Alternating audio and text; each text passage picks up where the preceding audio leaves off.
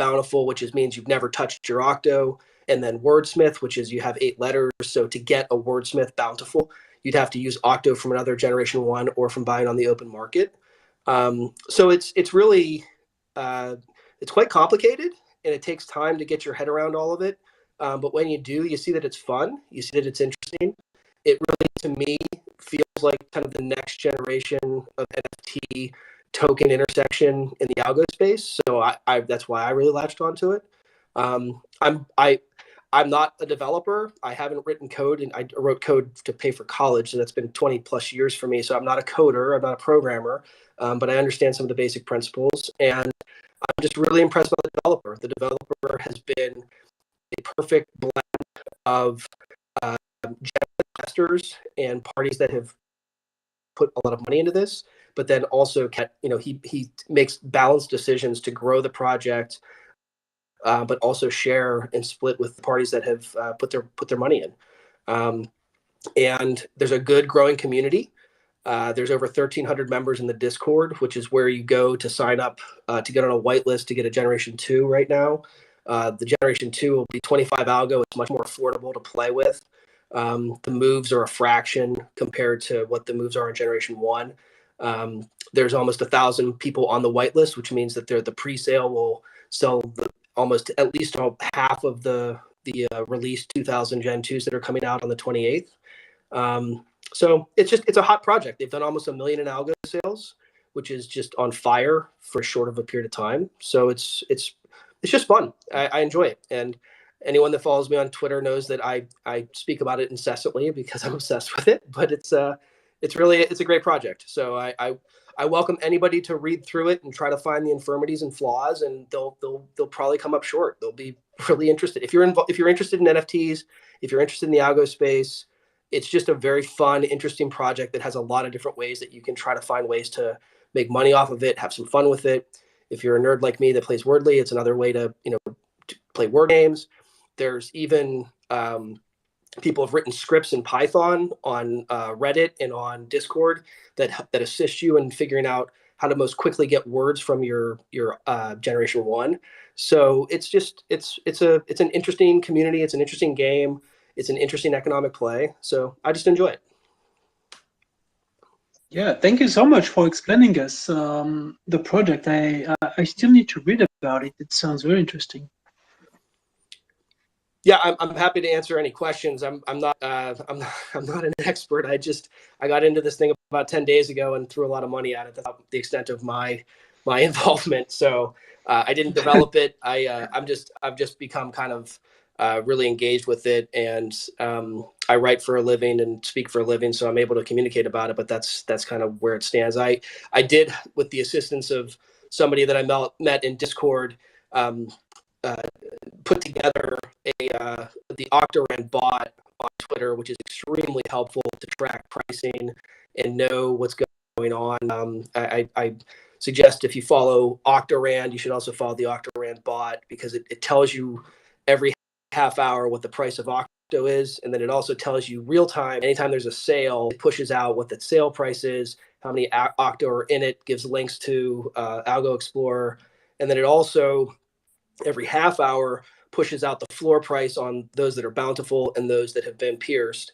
So you'll know really what the market is just with push notifications, which, if you're in that, important. Yeah, I have an untouched Prime. I really don't know what to do with it. I'm just gonna let it sit. That's a perfect idea as far as I'm concerned. I have a question. How did you do the legal entity? Where is that? The legal entity of Octorand? Yeah. The developers from Australia. I'm not exactly sure where the legal entity is housed. Haven't gotten into that level of detail on the entity. Okay. The one thing that I can say is that for a lot of us, there's a major time difference, but the developer is extremely on the Discord channel. So if you have any of these types of questions, I encourage you to join the Discord, get in there, tag the developer's name, and within a half day, depending on where you're sitting, you'll get a response typically. He's very responsive. All right, cool. Well, I love this chat. I don't have a ton to add other than just, take a look at Dr. Rand. I love Algo, and I'm really interested to hear some war stories from the Ethereum retreat that just ended. Yeah, that would be awesome. Did someone go there? Who I'm was still in here. Denver? Oh, cool. Tell us about it. Please, yes. Get it. Well, the most interesting thing for me, I had Kimball Musk, and yeah, he's interested in Algo, and we'll see. Things probably going to happen soon, hopefully. A lot of action. Yeah, Ethereum Denver. It was. I don't even think they were prepared for as much interest there was this year in it. Like there were the lines of things were pretty insane, to be honest. Like that was that much interest.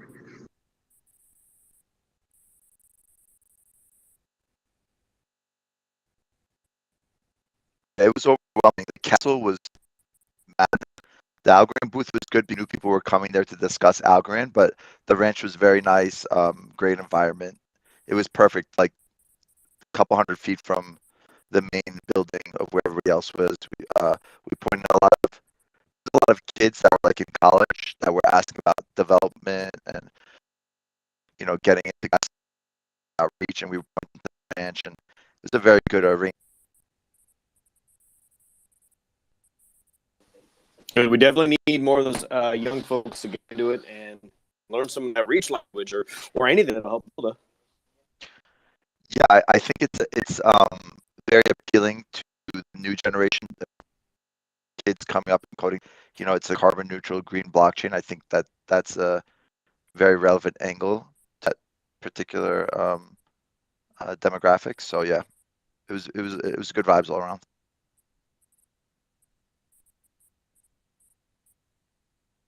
Yeah, I had fun. It was a lot. Like just the amount of interest in the space is it was crazy to see it like in person like that. So it was a lot of fun. I met a lot of interesting people. And I got some algo socks, dude. Like the amount of merch you leave with, like I disagree ever go to Ethereum. Suitcase. One T-shirt. It's all you need. All right, you're gonna leave with more clothes than you came with if you did bring clothes. I came with a suitcase full of like flyers for all Algorand NFT projects, and I left with all Ethereum-based T-shirts and sweaters.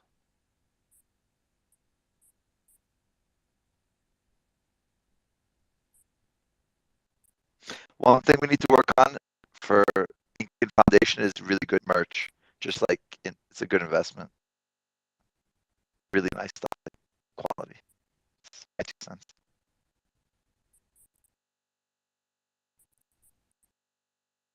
Any other really cool projects you saw that now after conversations they're like, okay, maybe we'll check out Algo and try and cross-platform?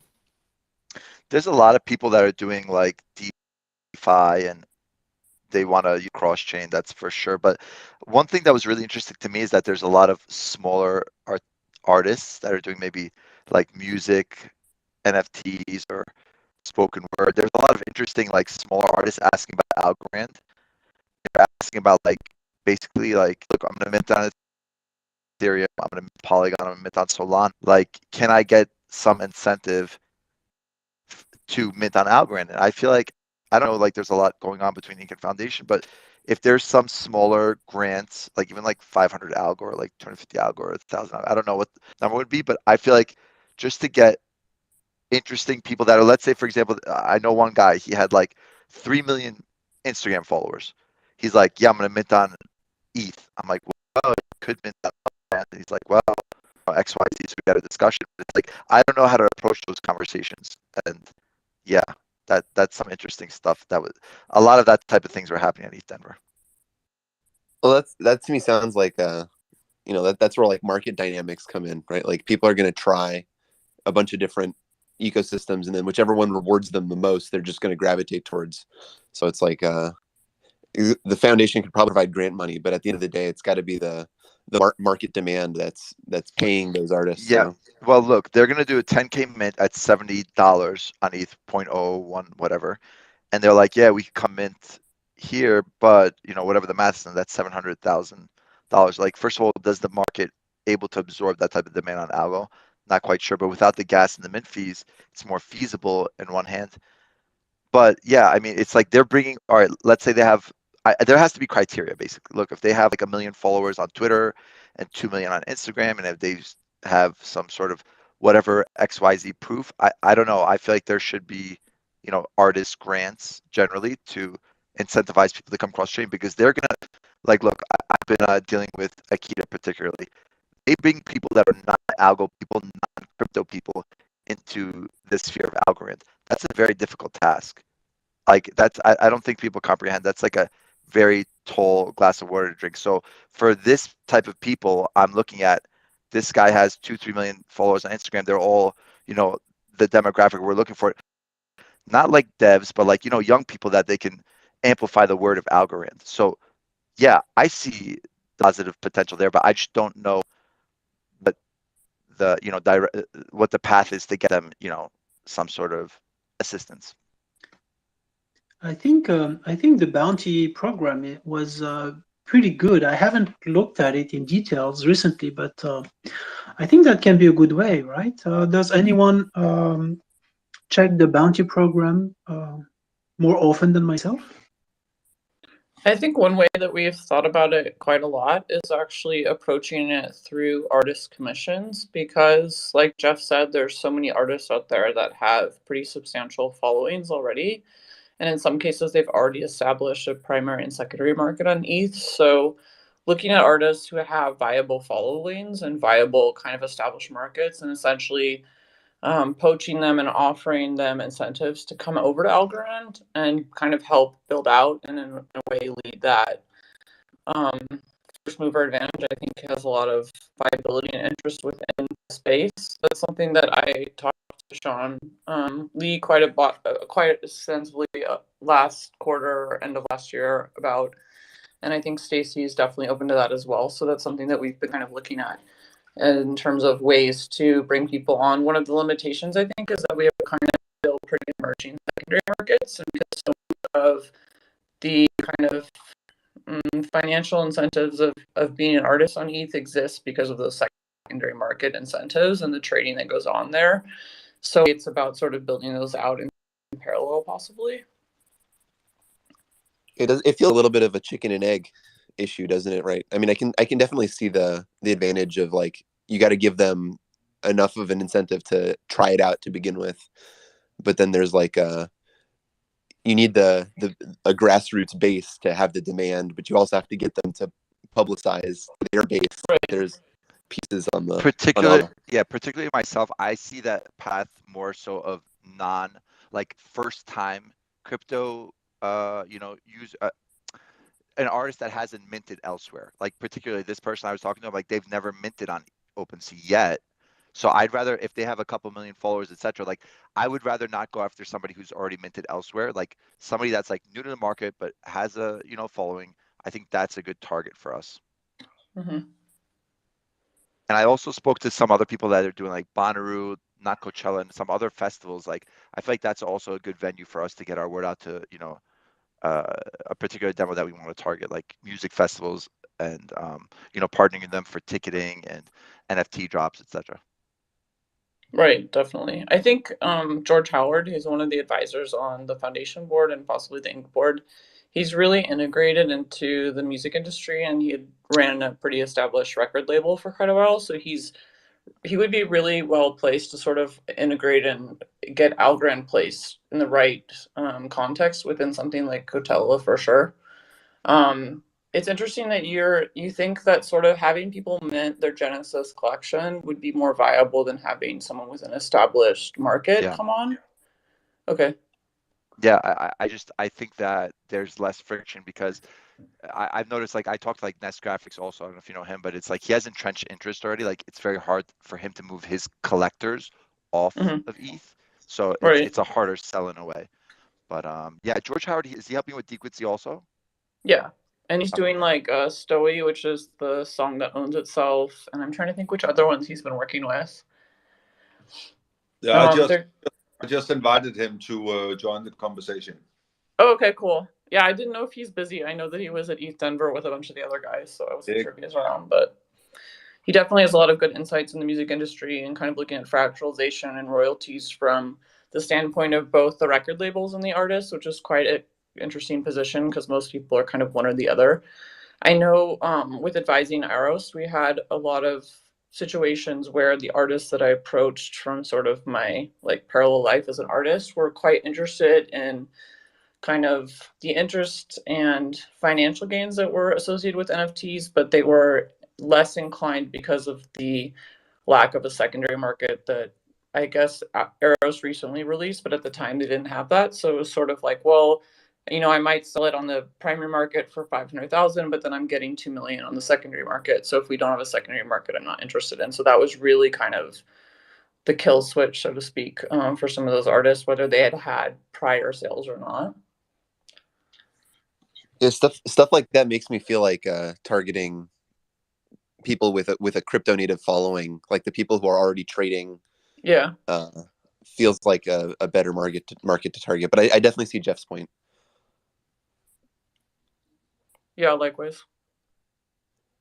Right, because if you target those people, then not only are they familiar with like how the dynamics go, but they also like they'll bring trading activity and trading volume to the market. So there's a bit of this dynamic which is a little bit weird. There's people that are already invested in like ETH or even doing Polygon. And I try to explain to them like the environmental impact and stuff like that. And what happens is like if you're already minting on ETH or Polygon, you have to go and explain to your community and walk back that situation if you switch to Algorand, as opposed to a newer artist just coming on fresh. They don't have to like contend with that. You know what I mean? That's like a little niche item that I noticed as well when talking to people. Does that make sense? Yeah, definitely. I think one thing I've been sort of curious to see is as the bridges roll out, ETH bidirectional, and then the bridges roll out that are both ETH bidirectional but stay proof bidirectional, if that has sort of any metrics or implementation. I was on vacation last week and I can't talk anymore.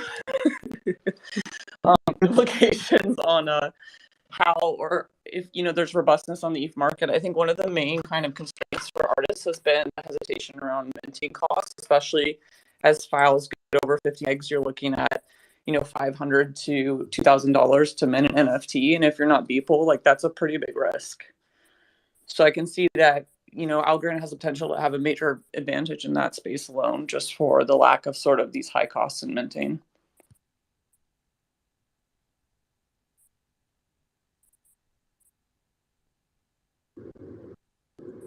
Yeah, I did meet a lot of people in East Denver that was very interested in Algorand, primarily just from the NFT aspect of it. And everyone's really tired of the fees and the minting right now, and I believe everyone's trying to find that perfect solution.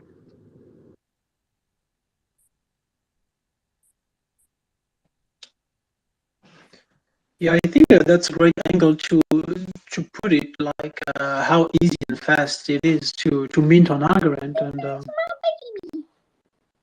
hey, this is the kid. Who is that? Sorry, that's my dog just came in. Oh, awesome. He can open the door and let himself in. If Can he buy NFTs? Dog, you need to do I'm sure he can mint one. I mean, we could probably create a bot where, like, every time he opens the door, it mints an NFT. Never say never. Oh, wow.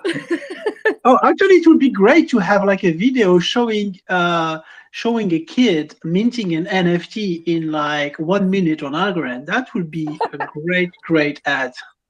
I mean, we could set up an Arduino or some sort of like Raspberry Pi where every time they do some sort of function in real life, it mints an NFT. I don't know why not. I mean, the costs are low enough. We might as well have fun with it. Yeah. I'm sure your kid already has minted some NFTs. Let's just send us a video of it, Mike. I mean, it's a dog, so I don't I don't think he, Oh, unfortunately, sorry. I thought he it was doesn't your have kid. opposable thumbs, but I'm down Oh. to, I'm down For- to make Oh, for maybe that we like should do it with a children count. dog, actually. Even Yeah, a that- dog can mint an NFT for free, like for basically free on Algorand. That would be That will be a first. I mean, never Wow. say never. Yeah. And Thomas, you on AlgoDesk, it's very easy to mint an NFT. Like we can definitely do that. I think various services will make it very, very easy and convenient to mint whatever we want to mint. The idea is to figure out how to do marketplaces that are straightforward. I'm concerned about mass adoption here. So we have a community that understands and knows exactly how to do things, but we need to consider how we can invite each and every one within the ecosystem so they can actually start, purchasing whatever ideas are minting, and that is one of the concerns I have. Yeah, Or the considerations, I would say. that's what I'm trying to do on the Fame app, like to have just And it's pretty awesome what you're doing right now. And I think all teams around the world are working in that direction, and that is, like, awesome. So we all agree that it's the right tech stack. The community is like rock, and now we just need to figure out how to make it as easy as possible. So my mom would even dare to participate. When we have reached that, then it's going to go crazy. But that's what Seth is doing right now. Like on the app now. Yeah, we can just you take a pic, you put your picture, you pick your picture, you post it, and then you just toggle to make it an NFT, and it's posted on the stream, and that's it. Like just an Instagram picture that you upload. I think that's the easiest way to do. The problem is that each and every one is getting totally stressed out because, well, at least I am, because I'm freaking out. I have to wake up at 4 o'clock in the morning just to catch up what has been going on, because these developers are like, I've never seen anything like it before. And it's going so fast, and I am totally confident within this ecosystem because it is growing like big time. Elder, how are you doing? Yeah, hi, very good, thank you. I've been listening on this NFT, and I mean, I get it, secondary market, and people want to make more money from initial sale, and so on. But I think in reality, if the artist is the well-known one, and people really want their art, I don't think they're going to care which platform they go to obtain that art.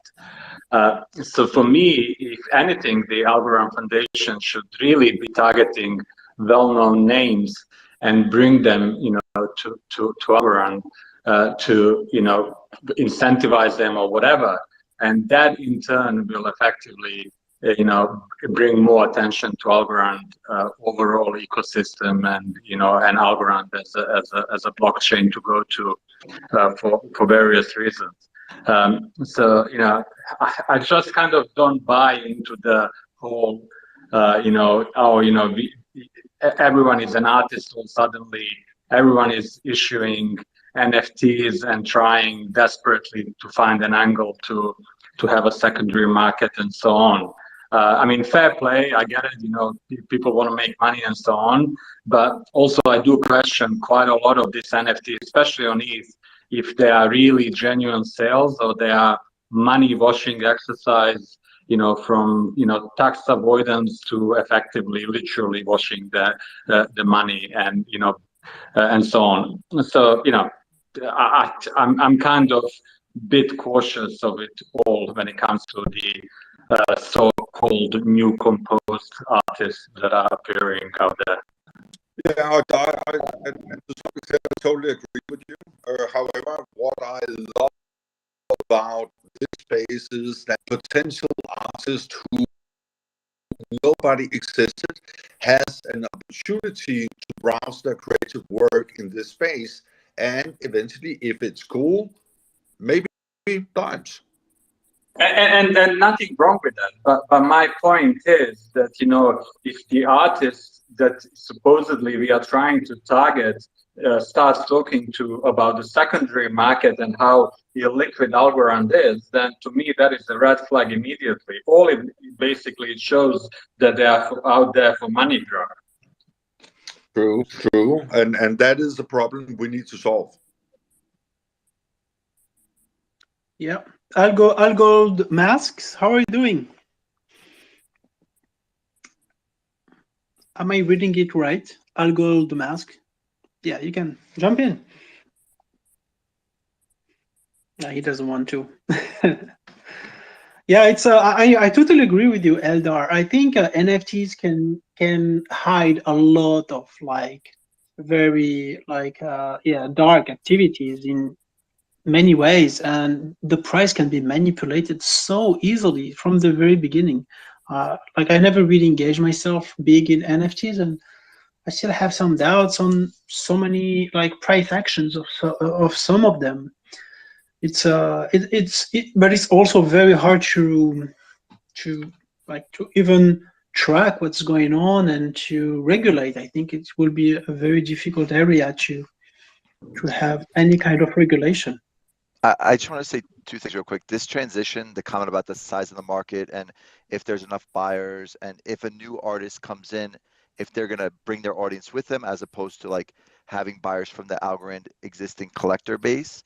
I think it's just for the foundation particularly, I would look at it as a user acquisition cost. And it's every time you get somebody who's brand new to Algorand and opening a wallet, that is going to provide value for the whole ecosystem if they start to spend.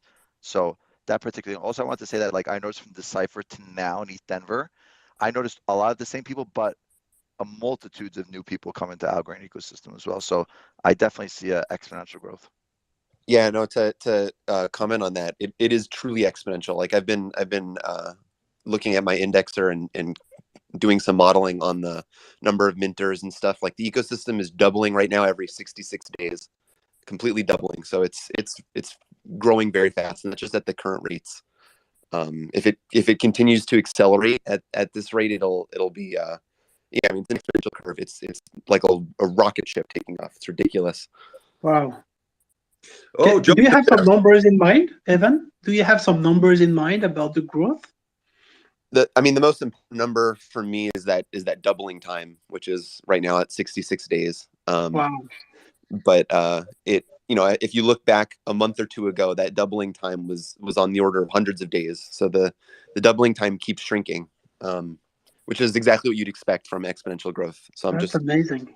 I'm extrapolating as if if there was no increase in growth rate, if the growth rate was fixed at this moment in time, it would be take 66 days for us to completely double. I can tell you something. There was a couple of things that we kind of missed on particularly we could have done, Algo Inc. and Foundation. Particularly for NFT NYC, I would say I was talking to some people. They should just mass mint a 10K mint and give it to every single attendee of NFT NYC. Just give them all Algorand NFTs and do the wallets, do a crowdsourced and just stop it on their heads. I think that'll take a level as well. George arrived and Addy had some additional questions, right? Yeah, where are you? He's just hanging around. One quick comment there about onboarding users. I think there is definitely a market for custodial wallets. It might sound a little strange, but there's a huge segment of users out there. Sorry. Oh, go ahead. Yeah. Hey guys. Hi George, how are you doing? Wonderful. How's everybody? Awesome to have you. Awesome to be here. I'm in Marblehead, Massachusetts, just back from East Denver, and it was amazing to see so many great members of Team Algorand out there, and had a great time. And I don't have a ton of time today, but I love these conversations and happy to just say hello. And Addy, sorry we keep missing each other out there on the road, but one of these days I'm sure we'll connect. Yeah, I'll be in. I was out this last week. I hadn't had a vacation in 2 years. So I went to Egypt and was on the Red Sea and not checking my email. No, that's awesome. So, Well, you go Sharm el Sheikh.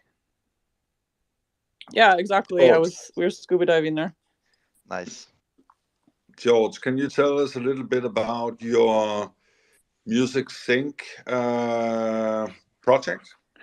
Sure, it's not mine. It's I'm proud to be a team member and co-founder with Keatley Halderman, who's really running charge with it. It's called Dequency, and it's something that Keatley and I have been working on and talking about for a number of years. Keatley is or was the founder and president of a kind of more traditional music licensing company called Riptide Music, and it's just done a remarkable job growing that company into one of the most respected, if not the most respected, music licensing companies in the world. And as I said, he and I have been talking about it for years about how wouldn't it be great to kind of create more opportunities and efficiencies for artists by licensing using blockchain tech. And we really kind of set to in earnest to get it going. We wrote a white paper some months ago, and around that same time, I got asked to become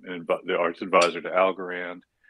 So a lot of things just lined up, but yeah, Keatley's doing an amazing job already, and I'm so excited to see the way this will start helping artists and be part of the larger certainly blockchain ecosystem, but Algorand specifically. I mean, obviously, we're making a lot of very concerted efforts to use the Algorand blockchain to help artists and create sustainable careers. And I think Dequency is one of the first that's kind of been put forward. It won't be the last, but it's a really crucial kind of piece of the ecosystem.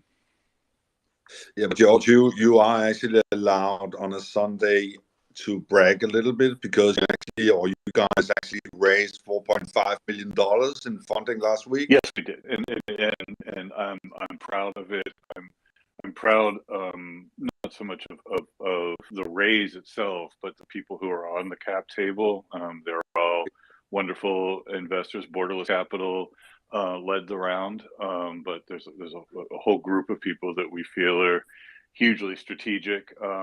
And I guess if I'm proud of anything beyond being partnered with Keatley, it's just the kind of tenacity, right? Like as any of you know me, I'm not new to this, right? I mean, this has been something I've been writing about and thinking about and talking about and building, going on 6 or 7 years now. So, as we kind of confront what looks to be another somewhat of a down market cycle right now, it's those of us that have been and will remain kind of true believers. I wrote a piece in Forbes a couple weeks ago about hype cycles and build cycles, and I love the build cycles, right? The hype cycles are when you've got kind of dumb money and people throwing things around and doing stupid stuff, and you live through enough of these, you recognize the patterns. And I enjoy the build cycles because I'm an introvert. I don't love going out and talking and doing things. I do them because it's part of the job, but I really like it when I can just code and build and talk to artists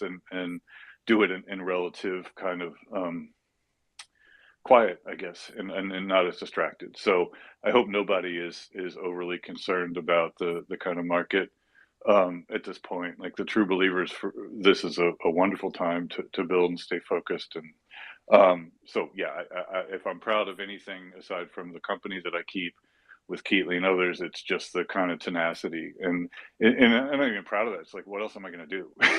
This is what I do. It's what I've been doing since I was 19. Like I don't golf. I don't, like I play guitar and I code and I teach and I try to help artists and try to be a good dad. And that's, so it's just who I am. Is it going to consist of tokenomic, or can you share?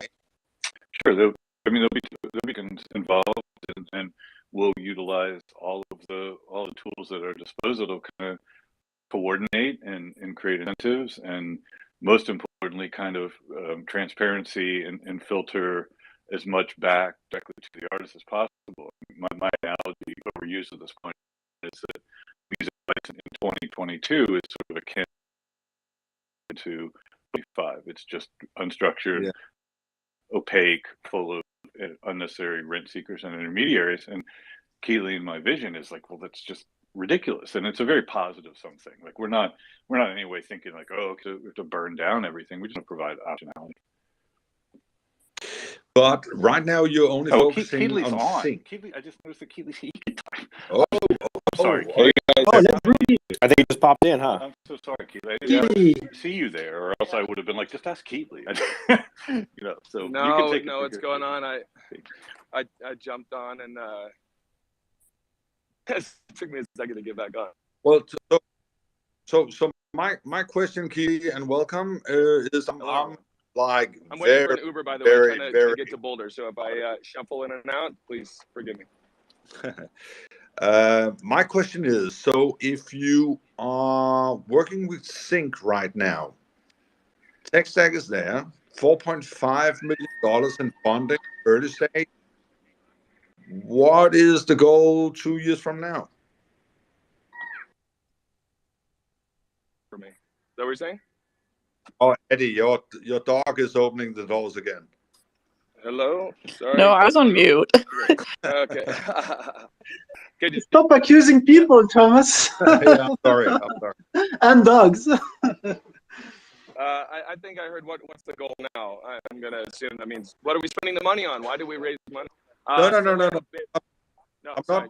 I'm not asking about the dollars. I'm asking, so if you have a tech stack that can orchestrate sync right now, what is the goal 2 years from now? Oh, 2 years from now. Well, that's fun. Oh yeah. So our goal is to create the Web3, and in fact the biggest in the world, music and visuals collaboration marketplace. So our goal is to just make great audiovisual art, and we're going to be focusing on NFT art and metaverse content in the beginning, but we will be expanding to all types of visual productions. So think traditional media, TV, film, advertising, video games, film trailers, UGC, really anything that where there's moving picture and wants music. So in 2 years from now, we will have all of those different license types available. We will have onboarded many millions of dollars. On our way to onboarding the larger publishers and record labels, although that's going to take quite a bit more time. We want the world's copyrights on here. We want to make licensing easy for everybody and create opportunities both for music creators and for visual content creators who it's very, very difficult to license music right now. So we just want to facilitate it, make it easy, lower fees, get creators paid instantly. That's what we're doing. I love it. Yeah, I would just add. I was blown away when George sent it to me, and I haven't stepped since. Thank you, George. No, I agree, obviously, with everything Keely says. I think that one thing to be cognizant of, and I hate to be the kind of copyright lawyer on the call, but the licensing that's going on right now between music and NFTs is really ad hoc, very unstructured, and I'm deeply concerned that and I know this because I know it to be true, that there are any number of plaintiff attorneys out there that are looking at platforms, et cetera, and just kind of waiting for there to be enough plaintiffs to go, okay, we're going to do a class action because there's just wide scale infringement. And so dequency also represents a de-risking element for people who want to engage in kind of licensing into the so-called metaverse, but are concerned about the process from a legal perspective. And so that's exciting to me because when you clarify that, you de-risk it, but you also expand the total addressable market of opportunities for musicians. And quite honestly, that's the only ones are going to have a sustainable career. Nobody's going to wake up and say, I want to pay more for my streaming services. So musicians have to go, okay, well, how can I expand the total addressable market? And you can't do that at scale in an ad hoc way, right? Because litigation, et cetera, will make that impossible. So we have to provide the transparency and the correct licensing and legal elements. So as much as it's an exciting kind of new frontier, this reminds me an awful lot of kind of 1989 when sampling And yes, I am 200 years old, but when sampling became much more prominent, at the beginning, no one really knew how to do it. So you'd have albums like 3 Feet High and Rising by De La Soul, which is still, I think, unavailable because they weren't able to secure the licenses. And then eventually the law kind of catches up. But law always lags kind of culture and technology. So because of Keelan Mai's kind of unique position, his domain expertise in music publishing, me in tech and copyright, we feel that we're kind of the first ones that are aligning all of the disparate interests. It scares me when people from outside of the music industry come in and try to solve for the music industry, not just because of kind of Dunning-Kruger stuff, but they tend to ignore the laws or not be aware of them, which comes back to bite them. But they also view art and musicians as sort of cogs to just increase enterprise value, right? And that's what's going on with Spotify. So, the 2-year vision is to really expand the total addressable market, do it in a way that accrues benefit to the artists, but also make sure that they have a seat at the table. And that's obviously something I'm working closely with Addy and others at the foundation to make sure that we actually have artists that are helping us kind of shape the direction. It's not cool to have a bunch of old white dudes just kind of shaping direction for all artists. I couldn't agree more. I totally love the project. So thank you very much. Thank you. I've got to get back to my wonderful son. I'm sorry I was late jumping on this, but thanks for inviting me, and we'll always try to get on here if I can ever be of any value. I'm really, really so proud to be part of this community. Awesome. Thanks, Thank Howard. you so much. Always awesome to have you. Bye. Hey guys, Alda again. I do have a question with regards to the state group and how does that exactly work? If something that is more technical, it would be great to explain. And then second, the $10 million announcement for the EVM, why is that needed if state proofs are kind of being, as I understand it, are better because they effectively don't need an intermediary? If somebody can explain, it would be great. Thank you. Elder, can you start by? But we couldn't hear at the very beginning. So just on the explanation of state proofs and how does that exactly work, and my understanding is that effectively eliminates the third party when it comes to the bridging, and then the follow-up question, $10 million, kind of grant to get EVM, which I understand is a third party solution to bridging. So, I'm just kind of a bit confused on that. So if somebody can explain, it would be great. Thank you.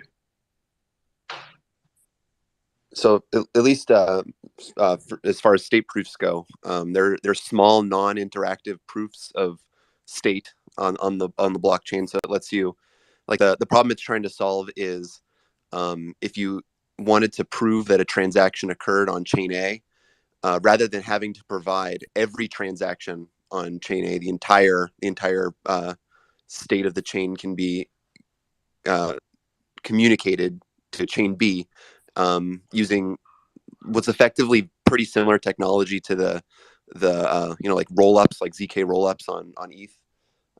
The idea is you're compressing, you're communicating the state of a transaction, whether or not a transaction happened, in a small non-interactive proof, which means like it's the proof is self-contained and it doesn't require you to like perform new calculations on it. It allows a chain A to communicate information about a specific transaction to chain B, like to prove that it happened without having to send all the transactions that preceded it. But does it also mean that if somebody you don't need to wrap ETH in order to use the kind of Algorand ecosystem, or do you still need to do wrapping of the either ETH or whatever other currency that is from different blockchain? So if you wanted to perform if you wanted to sell something that's on Algorand on another chain, I'm pretty sure you would still need to wrap it. But if you wanted to sell a piece, like if you wanted to sell, It's a little. It's sorry. It's a little bit complicated, but yeah, I'm pretty sure you would still need to wrap it. Just to shortly answer. Evan, can I ask you a question about that? Like, state proof, from my understanding, was going only one way out from Algorand to another chain. But what would that take to build something on Ethereum to have the other way around? You'd have to do the same. You'd have to also have state proofs on ETH, which is very doable. The technology is not. It's not brand new technology. It's the same. It's zero knowledge proofs, which has been implemented on ETH in layer 2 solutions. So they could implement a state proof as well, and it would be able to work bidirectionally, be able to prove state on either chain to each other, and That that's would like be the huge. decentralized bridge.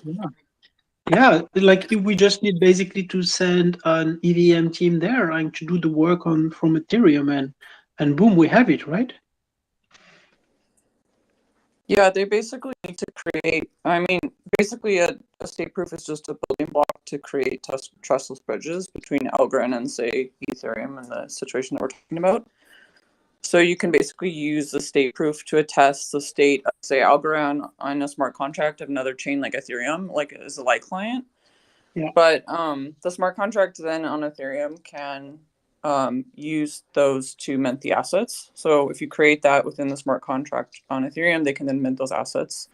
But in order to do that, the other direction, say Ethereum to Algorand, you basically will need to create a bridge. So that my understanding is like they're not necessarily bidirectional to start, but they will be. Yeah, and it definitely, it's like one of those things where you bootstrap it up. Like you prove that the technology works well on chain A, and chain B will want that because it grows everybody. Yep. Yeah, that sounds so incredible because that would remove so many intermediaries. Now we have bridges with kind of like basically like a reserve in the middle that can be actually vulnerable to attacks. So how much safer would that be? It's cryptographic. It's cryptographically secured. It's as secure as it's like mathematically verifiable. So it should be pretty good. Wow.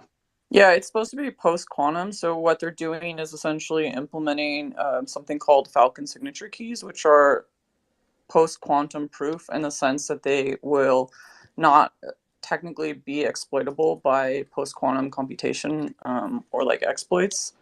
And then my other understanding was that the compact proofs that are testing the state of the proof are going to be ZK snark proofs. And then eventually they're going to build up Do we have a precise like roadmap about it? Like when will that be open source so any chain can add them to their own stacks? I know that the post-quantum Falcon key sigs are going to be, if they aren't implemented already, I've been trying really hard to be offline the last 2 weeks and obviously failing, but I know that they have been implemented probably in the last week or two. I haven't looked at the GitHub recently, but my understanding was from Gary that was going to be done imminently, and that was a week or two ago. So, wow. Did anyone have a look at like the details, like and try to play with it? It is live on BetaNet now. Oh, cool. That was going to be live on the 14th, but it got pushed out a few days. I did put a link to the GitHub repo with the implementation from Chris Pikert. And also, if you swipe back, I've just been putting links up at the top. If you swipe back a few, there's the presentation from Rotem on trustless bridges from ETH Denver. Thank you. Can you tell us more about it? Like, what do you like? How do you see it, and what's your understanding of it? Because I think we need a lot of education around state proofs. Like, I've seen many members asking for that. Yeah, I think Evan did provide a little bit of information there in the sense of, well, and I guess your comment earlier that you wanted to be bidirectional, I think that's very important as well. So you're not just representing the state of one chain, but other chains can convey operations that have occurred on that chain back to smart contracts on Algorand. So definitely will be a need for that to be bidirectional. You know, like, because I'm thinking a chain that works very differently, like Solana. Like, can we really like have state proofs from Solana to Algorand, or in your opinion? Yeah, it just is going to take the effort on their behalf to actually implement. I'm sure that the foundation could do some collaboration with other blockchains just to help push that whole initiative forward. Anybody can implement it. It just depends. Like the changes that you'd have to depend on the information and the transactions.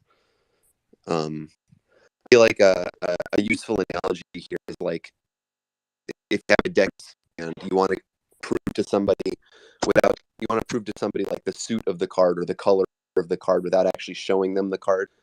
You can show them, right? Like, let's say I draw a red card, and I want to prove to you that I drew a red card. I can show you 26 black cards, and I didn't have to tell you what the red card was, but you can verify that it was definitely not a black card because there's all 26 black card deck. And so that's an example of an interactive state proof, right? I proved to you that I have a red card for sure. You can guarantee because the card is the 26 black cards in there, so it could have been a black card. And in principle, how you would do it. And it doesn't matter what the deck of cards is. It doesn't matter what the set is, but you can imagine that the specific math might change if you're, instead of using like, stand 52 deck of cards, you're using like, like tarot cards or something. So it means it's really decentralized. We don't need to contact the core team of another blockchain to put it, right? Like you mean for them to develop it? Yeah. Do we need to like, as Algod Monitor said, do we need to connect to the core team of another blockchain to implement it, or can anybody, as you said, like just create it, like build it just from the chain itself? I think anybody could build it. Like you don't need the core team. Anybody could implement it themselves. The same way people implemented layer 2 solutions on ETH, like with zero knowledge proofs. It's the math is out there. We can thank Silvio Macaulay for that. Sorry, guys, I have an additional question on this. Is state proof effectively going to act as an overledger, similar to what effectively QNT has, and effectively that it can also talk to the outside of the blockchain to different parties as well? So is it blockchain centric only, or is it also kind of allowing to talk to the wider audience, i.e. corporations and so on? If I provide you a state proof, anybody could validate it that it's correct. So, it's supposed to be self-proving. Anybody could use it. I think another interesting development that should be coming soon was actually mentioned by Stacy the other week, the concept of publishing secrets, some confidential or encrypted data secrets on the blockchain. And I guess there's a protocol that came from MIT under something called Project Enigma. And they raised a considerable amount of money that was put towards building this. And it was originally meant to be a layer 2 solution for Ethereum. But I think we'll see that coming here on Algorand. That sounds exciting. Can you tell us more about it? Because to be honest, I haven't heard of it. I'm trying to pull up a little bit more information on the team that was involved in the development. But it just came to mind from our last week's conversation. So I'll see if I can find some more information here, and I'll share it. I'm looking a little bit right now. Just a side note, I've also kind of been enjoying today. It was my first time tuning into the drone racing league, and it's pretty fun. It's pretty fun competition to watch. And how is the Algorand car doing? Well, they've got Algorand advertisements all over, and in commercials. They're coming out and they're not the Formula One, the drone racing league, the drone racing. Oh, sorry. Yeah. Yeah. Oh. But yeah. it's kind of funny, I mean, given how much we like Algorand, it's kind of nice to see. I mean, they've got the logo all over. They've got this commercials, and they're talking about it when they come back from a commercial break. So that must be the masterwork of Kelly. One point I was also mentioning earlier, I think that we live in a world where everyone is used to using their email address for everything. They forget their password. They say reset password. They get the email. Maybe they're using multi-factor, maybe not. But I think there's a big market for custodial wallets. Yeah. Especially when we see how different exchanges are now going to participate in governance and then pay out the governance rewards to people using their wallets. Yeah. So I guess we shouldn't overlook that. And the more that our solutions can somehow integrate with the custodial wallet, that will help. So right now, to use a lot of our applications, you have to use Algorand wallet or MyAlgo wallet, specific options. But if we can integrate with custodial wallets, I think that's something that should also be prioritized. The foundation was able to bring us this Wallet Connect feature, and I think Wallet Connect is very awesome. Wallet Connect, it's so powerful. I have a lot of friends who use the Algorand wallet, the official one, which is now the Pero wallet. Yep. Yeah. But for them to be able to connect right from their mobile device, increasingly we see that you don't need to use a desktop. You go back 6 months, 8 months, you had to use a desktop. Now you don't have to do that anymore, and that's one more barrier to entry for onboarding and getting people to actually participate in governance, which is wonderful. So I think we should really push, and we should maybe bring that subject with the foundation. How can we bring a Wallet Connect potentially, or similar functionality to custodial services from some of the exchanges? Totally agree. Fred, one week. Hey everyone, thanks for the floor real quick. If you don't mind, I just want to jump back to state proofs real quick. I believe Elder asked about how to deploy state proofs on different chains. And I've been doing a lot of reading and research lately on the topic. And my current understanding, and I might be wrong, but my current understanding is that anyone can run a light client, kind of like a node, like we run an Algorand. So let's say a DeFi project on Ethereum or basically any other chain that shares some of the cryptographic primitives that Algorand does, they can run a light client pretty much like they would run a node in Algorand, like kind of simple, and use the same proofs to communicate back and forth. So to my understanding, it does not require any sort of, let's say, implementations by, let's say, core devs from Ethereum or Solana or whatever. My understanding is that any project that wants to use state proofs to go back and forth Algorand can just pretty much run a light client of their own. So that is my current understanding. And going back to also this question I was asked by Elder regarding how let's say Algorand is going to connect with other sources of information, that being other blockchains or anything else. My current understanding as well is that state proofs are blockchain centric. So no, I don't think they're going to be able to do what you asked about QNT. Talking to, let's say, centralized databases that are not blockchains. I don't think state proofs are going to be able to do that. However, again, let's say they have some private information they want to communicate back and forth, let's say from a centralized database to Algorand, I believe, and again, this is all my rough understanding. We don't have that much information out, and I'm not a developer of this project, but my understanding is that maybe some of these applications could just run, let's say, some sort of really simple implementation of a private blockchain, let's say Corda or any of those private blockchains that are competing with us in the CBDC space, and just place their information on that blockchain, and then they can just use state proofs to go back and forth. So I just wanted to back to this because this is my current understanding. if anyone knows better and thinks I'm saying something wrong, please correct me. But I've been doing a lot of reading lately, and I think this is what I understand, and this is how state proofs are going to be rolled out regarding communication with other chains and private blockchains and the outside world. Thank you so much, Fred. That's the best explanation. And you're right, like the permission chain and permissionless chains connection is huge. And yeah, Eldar, please. Yeah, no, thank you, Fred. I really do appreciate that. That's quite a good explanation. Thank you.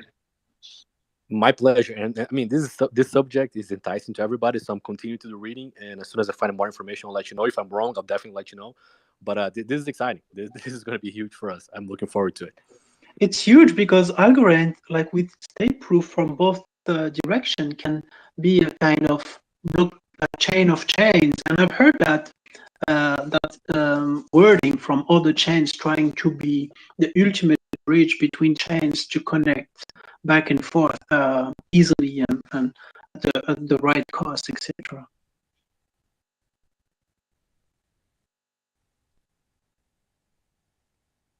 Does anyone did some research on this topic on state proof?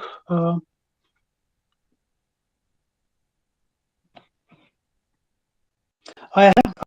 Yeah. Correct. I'll just say I'm also the mods at the Algorand official subreddit, and one of our mods, hash maps data to value. I'm sure a lot of you already know him from Twitter. He has been doing some amazing research on state proofs. I just texted him here to see if maybe he can come up and talk to us. He's probably the most knowledgeable person I've seen so far that's not him. So I just texted him and see if maybe he can come up and tell us something, because his research is really great. I'm learning a lot from him. So I just texted. Hopefully he can join us in time to share some of his knowledge insights. Thanks so much. That's amazing. We just need the community to really understand what's going on, and some technical terms. Like most of the people here are developers. I'm not personally, so I understand how much I don't understand. So that's why I'm just keeping asking you questions, guys.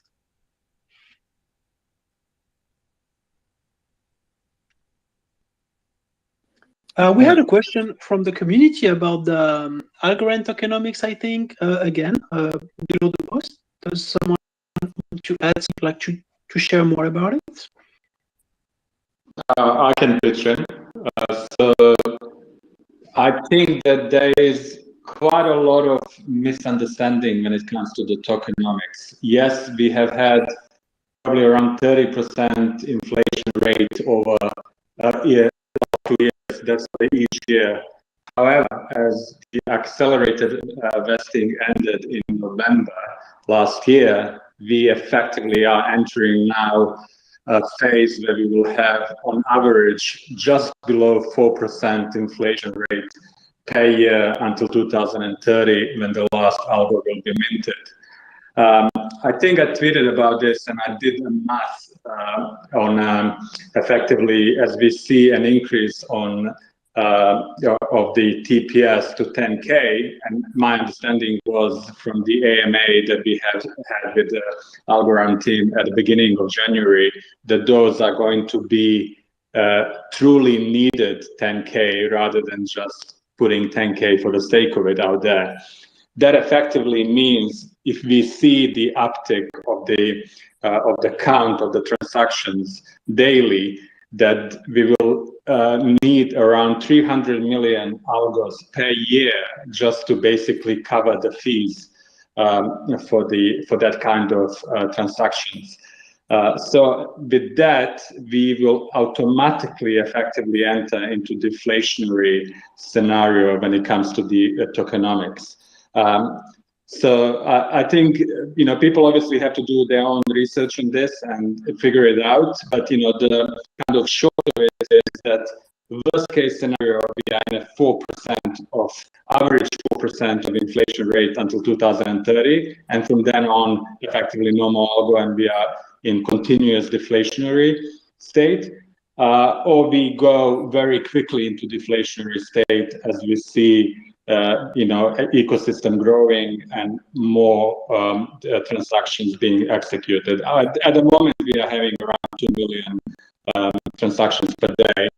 So with all of the the projects that are coming live, and we don't forget that we have over 1,500 effectively projects in pipeline that have been in pipeline for quite some time, and they will be coming very soon to the to the mainnet. That will increase significantly the transaction count, but also we do have quite a few mega projects. In the biggest one is probably with Unilox and Skybridge. As you know, they're working on 4 different projects together, one of them being with AXA. Don't know if you're familiar with AXA, but it is one of the biggest insurers in the world. So I'm assuming that uptick that we will see in hopefully end of March or in April is associated with that particular project. But in any case, as I said, there are plenty of other projects out there that will need to utilize the larger TPS. Yeah, the AXA deal is very exciting. It's actually my own insurance in France here. It's a very big, strong company and very reliable. And yeah, that is the AXA with Skybridge project sounds really big and really interesting. Thank you so much, Elder, for the explanation. And so yeah, it's hard to evaluate the inflation, but yeah, 4%. That sounds like interesting, and that's not even counting the exponential growth of the community that Evan talked about. That can be incredibly interesting.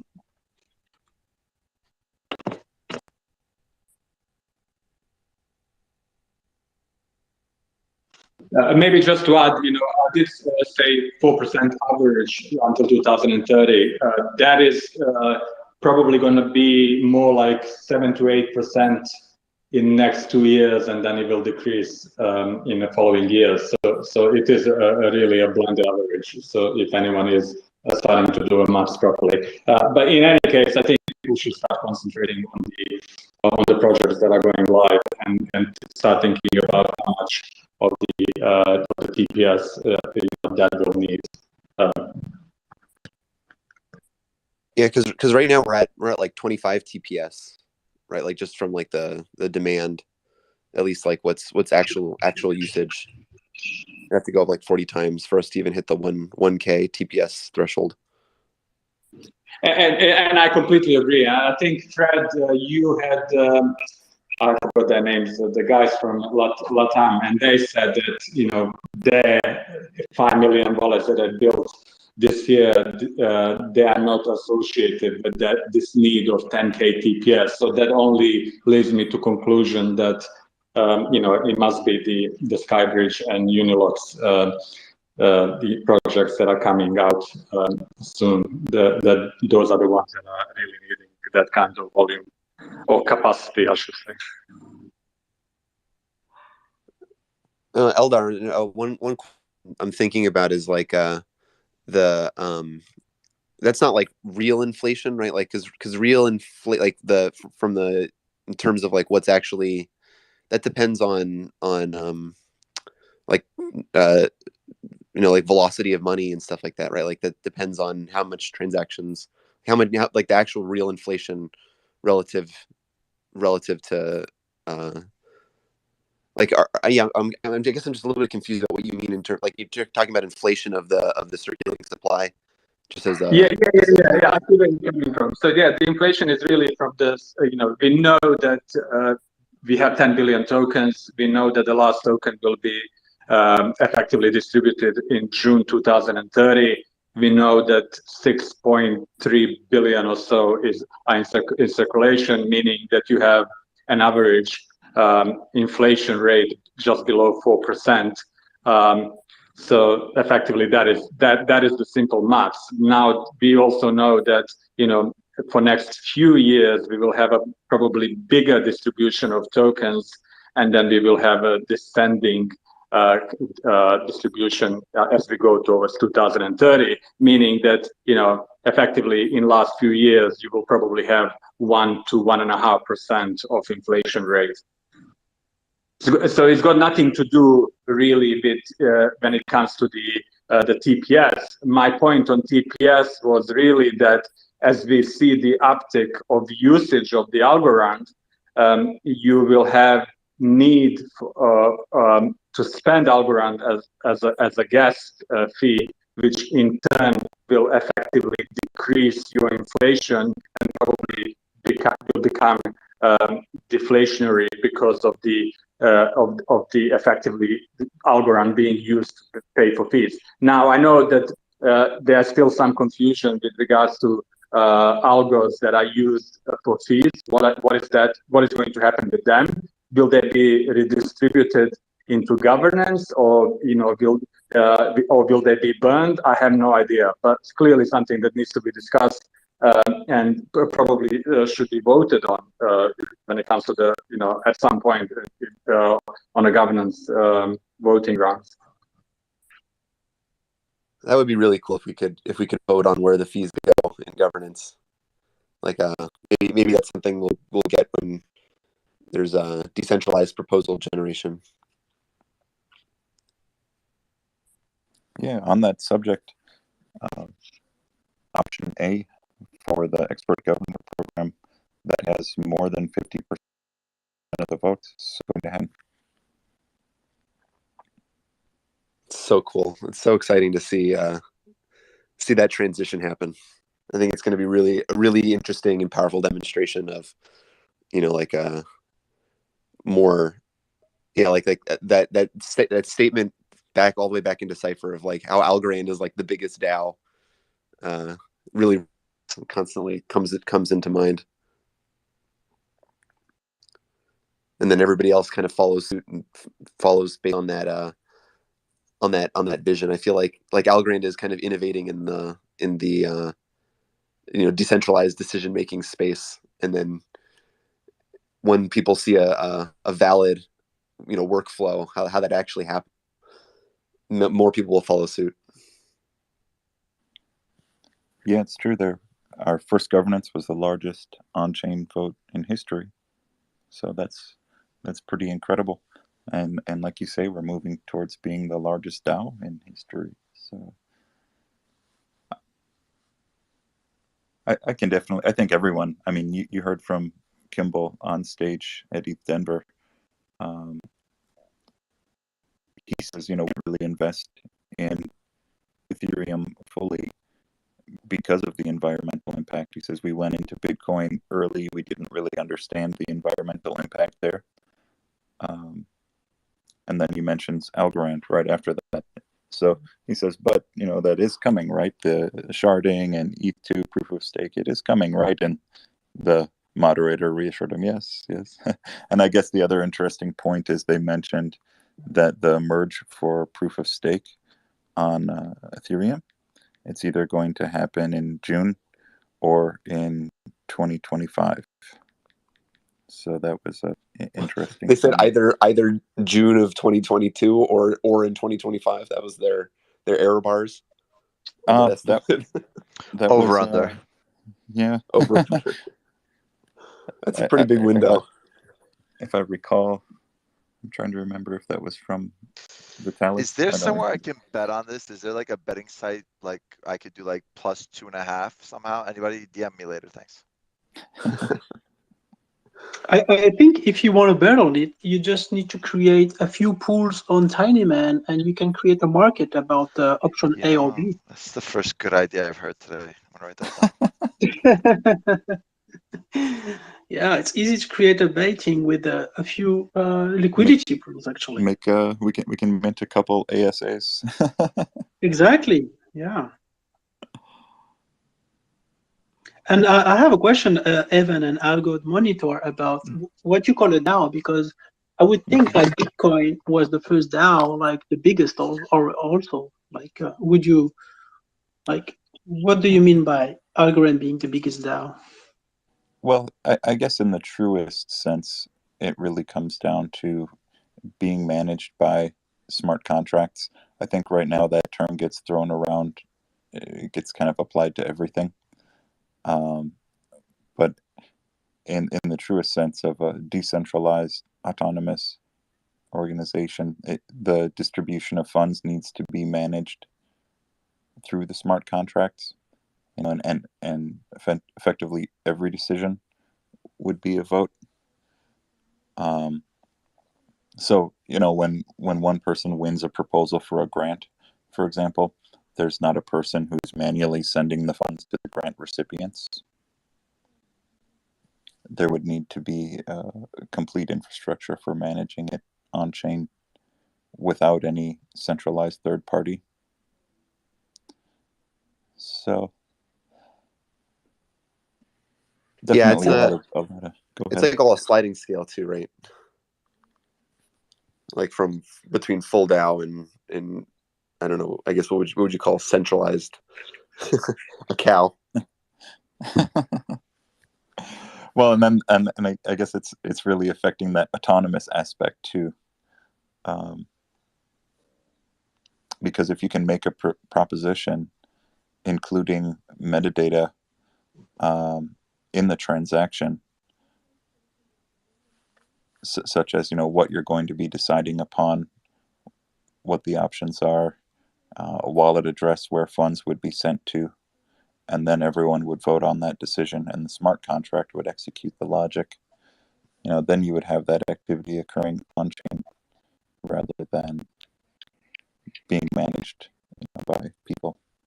So what do you think about like oh sorry, Bilal. No, you're welcome, Ivan. I was just gonna say like there's also kind of an interesting dynamic where like you consider a fork event as kind of like a vote where everybody votes with their dollars, right? Like Yeah, developers that's what I make a meant. proposal. Does that count? Does that fall into the category, right? Because it's like the developers make a proposal, and the behavior of the chain is automatically managed, right? There's two options, and people can put their dollars whichever direction they think is going to be the most profitable for them. Yeah, well, that's actually how we voted to implement governance on Algorand. Yeah. Yeah, we got to that point where you had to, if you wanted to vote for governance, you were supposed to upgrade your participation node to the latest version of the software. Exactly. It's like what happened with Ethereum Classic and this Ethereum, and even the miners, in a way, they are kind of voters on Bitcoin, etc. So it's hard to define a DAO. But I like your definition, like defining a DAO with smart contracts. But there are many other ways to participate in a decentralized organization, right? Yeah, it'd definitely be worth doing some more research on it, seeing what has been implemented on other chains. It seems And there's also go ahead. There's like some technical differences, right? Like is there what is the difference between like that forking voting mechanism versus, I don't know, is the way that Algorand does it more a little less, or like a little less like dramatic, right? Where like the doesn't work. Because I was talking to a lot of developers this week, and somebody, you got me with this question. I had to ask it. Let's say hypothetically in 20 years, like Algorand is post-quantum or something. Will this break the blockchain, or will that be technically a fork? Like I was like, oh, I don't even know what that means. So I had to like ask it somehow. That there's multiple upgrades kind of in flight without any interruption to service. So it wouldn't actually be a fork, but yeah. Right, because fork would imply there's a second chain that gets created, and then people have to make a like a financial decision about which, like there's like no duplicate ledger. Yeah. But it's open source, so anyone can take the Algorand source code and try to create a new Algorand chain. But it's hard to have the upgradability, and that's maybe the strength of Algorand, that we can, let's say, go quantum proof, etc. They have patent protection below. Sorry? They have patent protections. Yeah, It yeah. is open Patent, yeah. source, but yeah. Yeah, there are patents, yeah. Yeah, I mean, it's open source, so someone really couldn't just copy it and use it as is. But why would the fork? I mean, why would the blockchain need to fork for it to be post quantum? Because it's it's not a consensus mechanism upgrade necessarily. I was trying to wrap my head around that. Honestly, it's interesting. Well, I guess I missed the context. What was the question regarding forking? Somebody was just asking, like, if in like 15, 20 years, if like things go post quantum, would there be a fork of Algorand, or would like people were saying, it's just an upgrade? Yeah, it would just be an upgrade, right? If you're just I mean, I'm going to be talking out of my ass a little bit, but it seems like all your, basically the signing keys are defining, are you going to let this transaction spend, right? Because you can, any account can receive, and there's nothing involved for you to receive. The issue is you actually spending from your account, and that's what requires a signing of a transaction. So if they just say, as of this consensus upgrade, block X, we switch over to a different signing mechanism, right? Then they could just say, as of this moment, we sign differently. So it's like you could have hacked all the prior, the prior keys in a way to be able to sign in the past, but the past has already happened. So it's just, you can say, as of this point, the only way you can sign a transaction is with this new post-quantum method.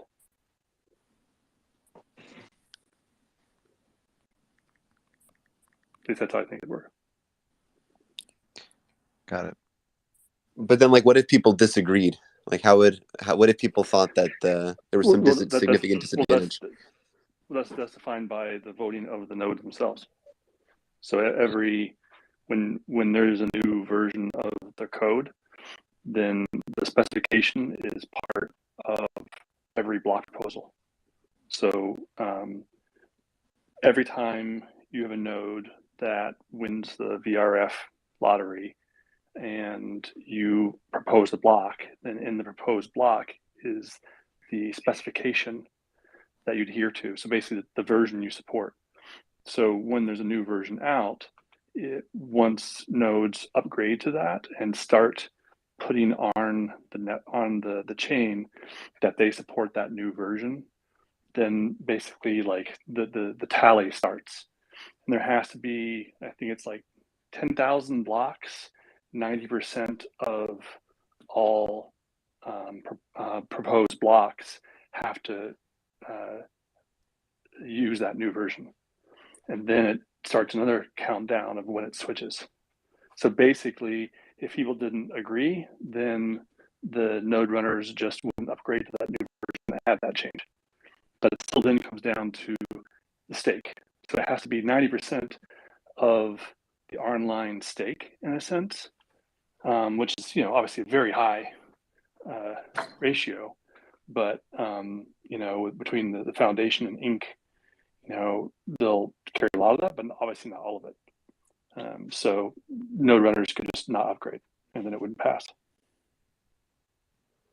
That's kind of an interesting, like, secondary layer of checks and balances.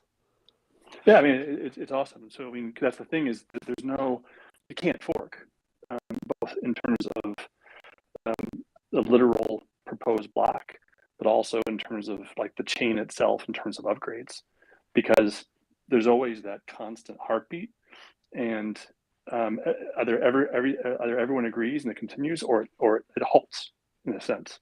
So the upgrade process itself is part of the consensus. And so if there's not 90% for it, then the version doesn't go through, and then the can gets kicked. And then I think it tries again. It'll just keep trying. Fred, please. Thank you very much, Bilal, for bringing me to the speaker board again. I actually have a quick question for Patrick that I would love to hear his opinion. Maybe he has an elegant solution that I'm not aware of. The question I have is basically this. I run a participating node myself, and I have lots of friends that would like to, participate in the consensus protocol. but Thank they're you for not. your service. But they're not tech savvy. So no, they don't want to run their own nodes, even though it's super easy. They don't want to do it, and some of them don't live in the same city as myself, so I cannot just have them over and then they type in the private keys to generate the participating key or not. Is there a way that uh, what would be a safe way that I could have all these friends of mine, let's say, generate their own participating keys, and then so I can add them to my node. So I'm using all these different wallets, but of course without me having any access to their private keys or whatever. How do you think? What do you think would be the best option to do this? Yeah, you should be able to. They should be able if they can create the go online transactions and partition key. It's been a while since I've done it because my partition key I created I gave it like a really long time frame, so I've kind of forgotten the process a little bit. But the thing that they have to sign is their account going online. I think that is tied with the participation key, but ultimately you end up with a part key file. And really all you need is that partition key file on your node. And then, if they could send that to you securely, I think then you'd be able to vote. Then you'd be able to have your node voting with their stake.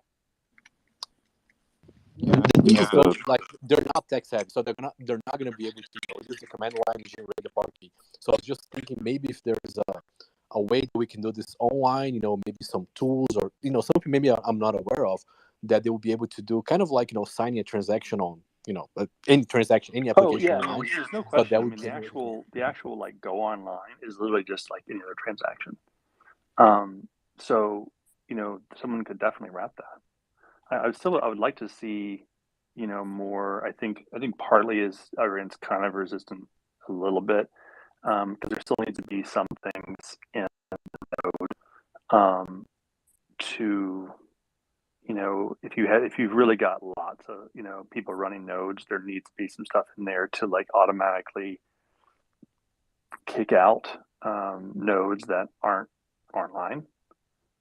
That's kind of currently an issue. Like you mark yourself online and that's on the ledger that account is online, but it doesn't mean your node is actually online. It just means your account is online. But so your algo is counted as a part of the online stake and impacts the percentages.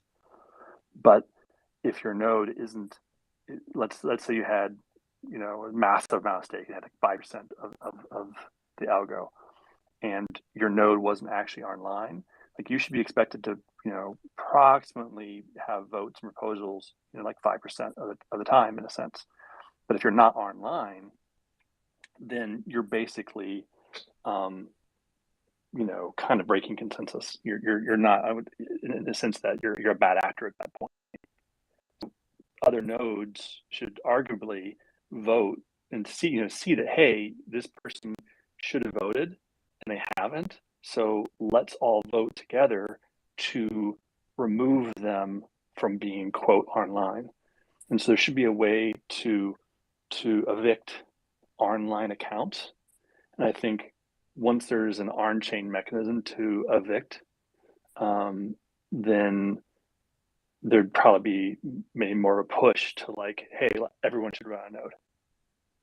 That's my take on it, because I think there's definitely a good opportunity, and I kind of push for it. I think it's a really good grant opportunity, to be honest, is to have kind of a canned node in a box solution like you have with some of their chains. Like you can install like Bitcoin Core and have a simple GUI, a simple web wallet or client of sorts, and a full node. You do the same thing with the Daedalus wallet with Cardano. It'd be kind of nice to see the same sort of thing with Algorand, basically node in a box, one-click install with a cross-platform UI. That was at least for Mac and Windows. That'd be fantastic. So that's one thing actually that we're working on. There's some supply chain issues right now, so we can't get all of the hardware needed.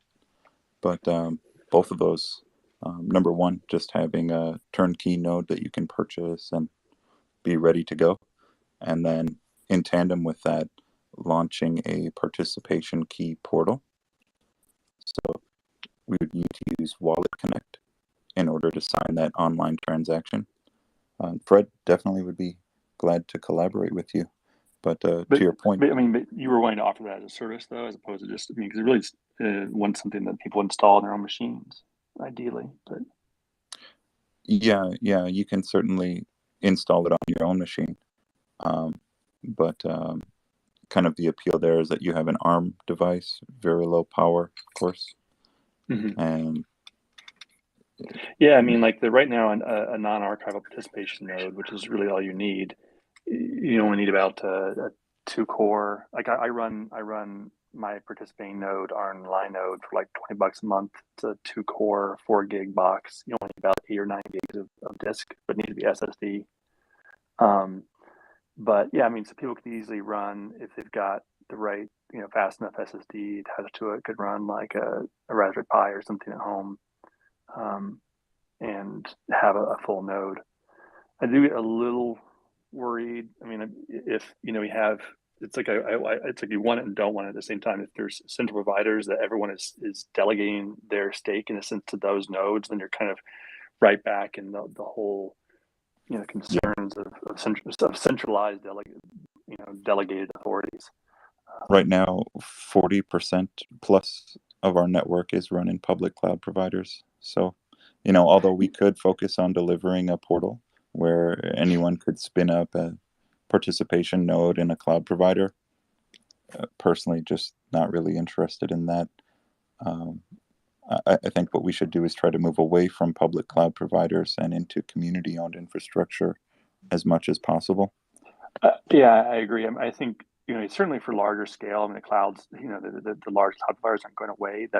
They do a lot really, really well. Some not so well, but they do a lot really well, and so they're used for good reason. But it is very true that people act like a lot of these chains are centralized, but in reality, the vast majority of their infra is running a couple cloud services, and that's it. But I think Algorand, what I really want to see is an absolute just massive number of nodes, and just really prove how well it works for that. And I think if we just have this army of end users running it at home, then it would be just fantastic. One thing on that subject, I would love to hear your opinion, Patrick and Algod Monitor. Like I had this short conversation with Algod Monitor about it. When do you think we can have like a participation node on our phones? Like, is it possible? Is it technically possible? And when do you think that can happen?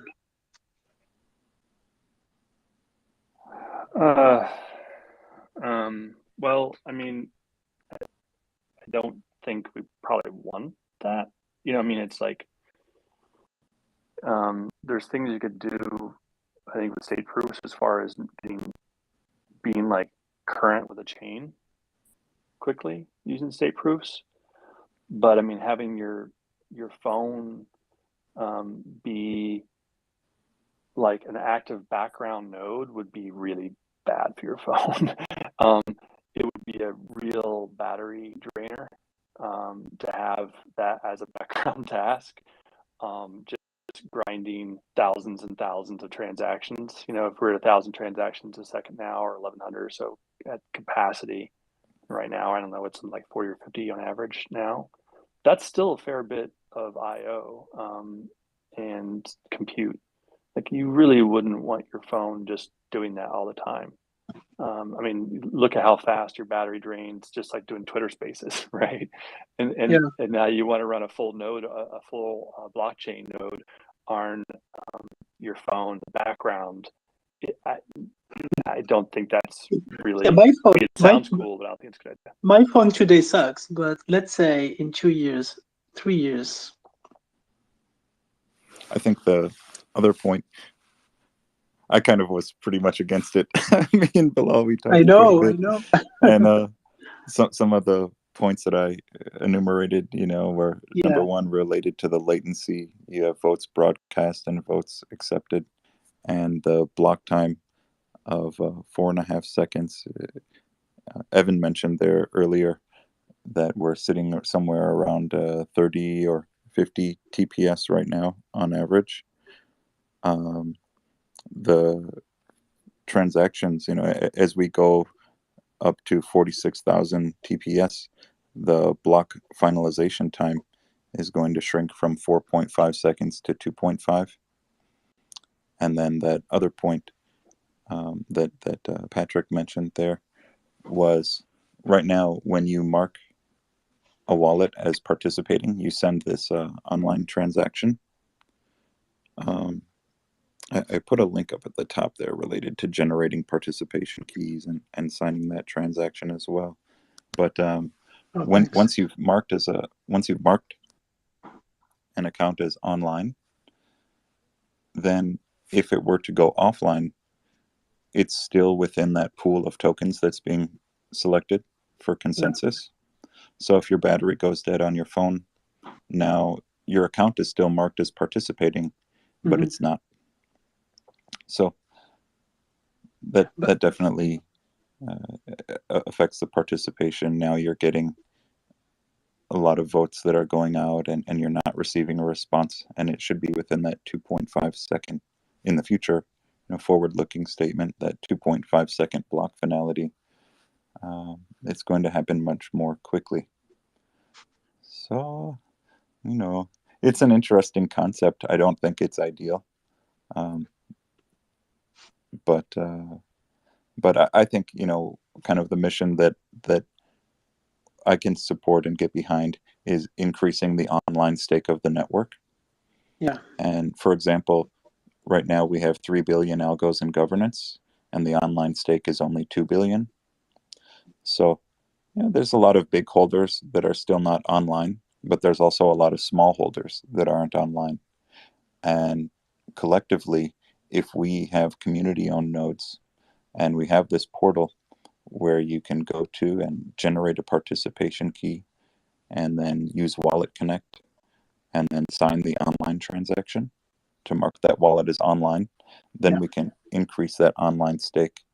And right now, there's no rewards from the foundation, but we can create a token and use that to reward people who are participating in consensus, and then offer some incentives, whether it's gift cards or something. It doesn't necessarily have to bridge to the real world. We could just pool some algos and distribute those to people who participate in consensus within our community. That's good. Maybe have a cap on there so some whales don't come in.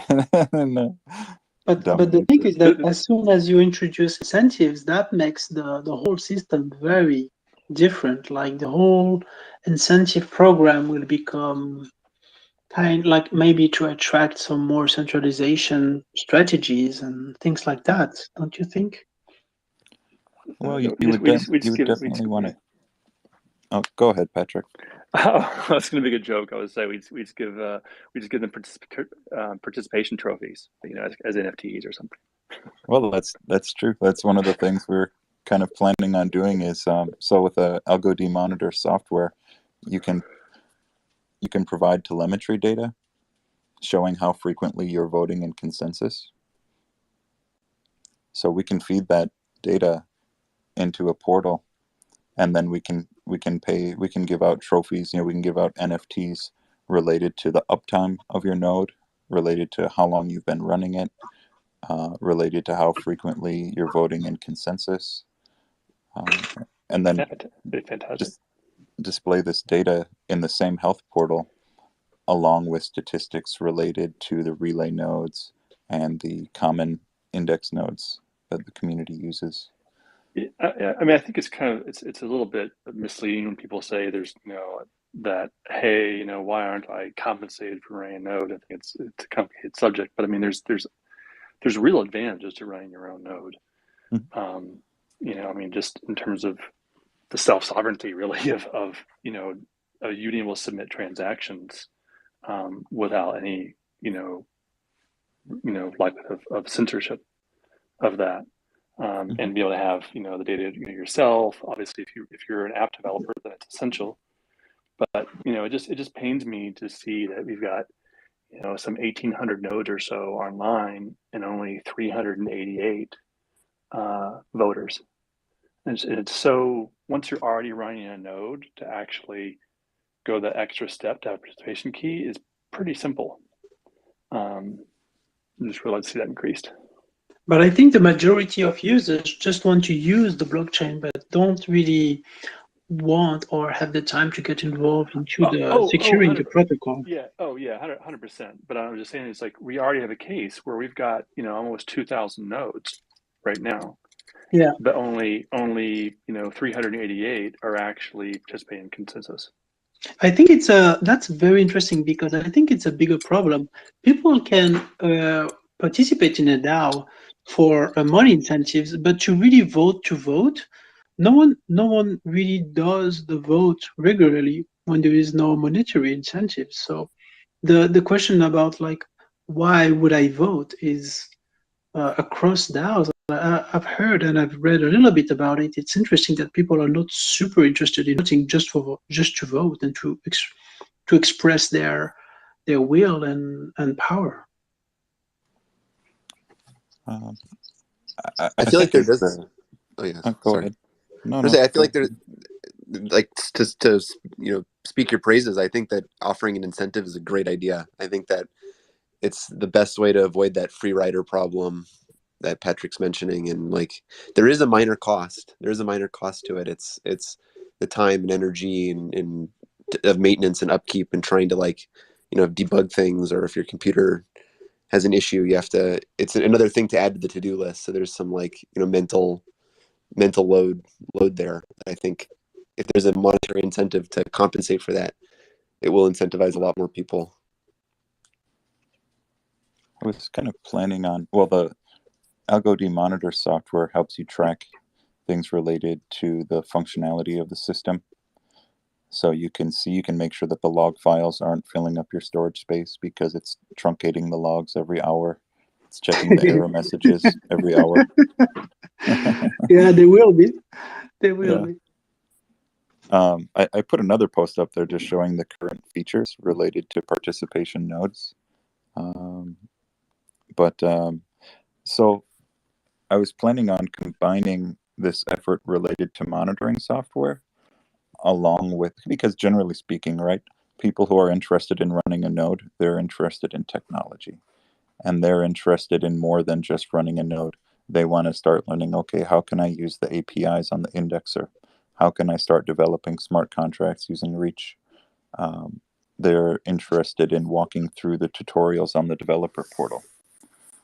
And just as a form of local outreach and also international, we have a very big community here.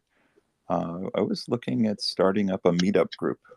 I'm not sure what the timing of the meetings would be, but if you're familiar with the Meetup app, it's really a great way to access communities on any subject. Any city, any country, wherever you are in the world, you can pull up something like data science. You can put in a certain application. You can find groups for all kinds of things. You can find groups that focus on investing in the stock market or blockchain. So I was planning on starting a group here and just really having it focused on development on Algorand. And we would definitely need to lean on the community, kind of similar to what you're doing below, but more taking the time to just walk through tutorials, walk through code samples. That would be amazing. I would come. Where are you?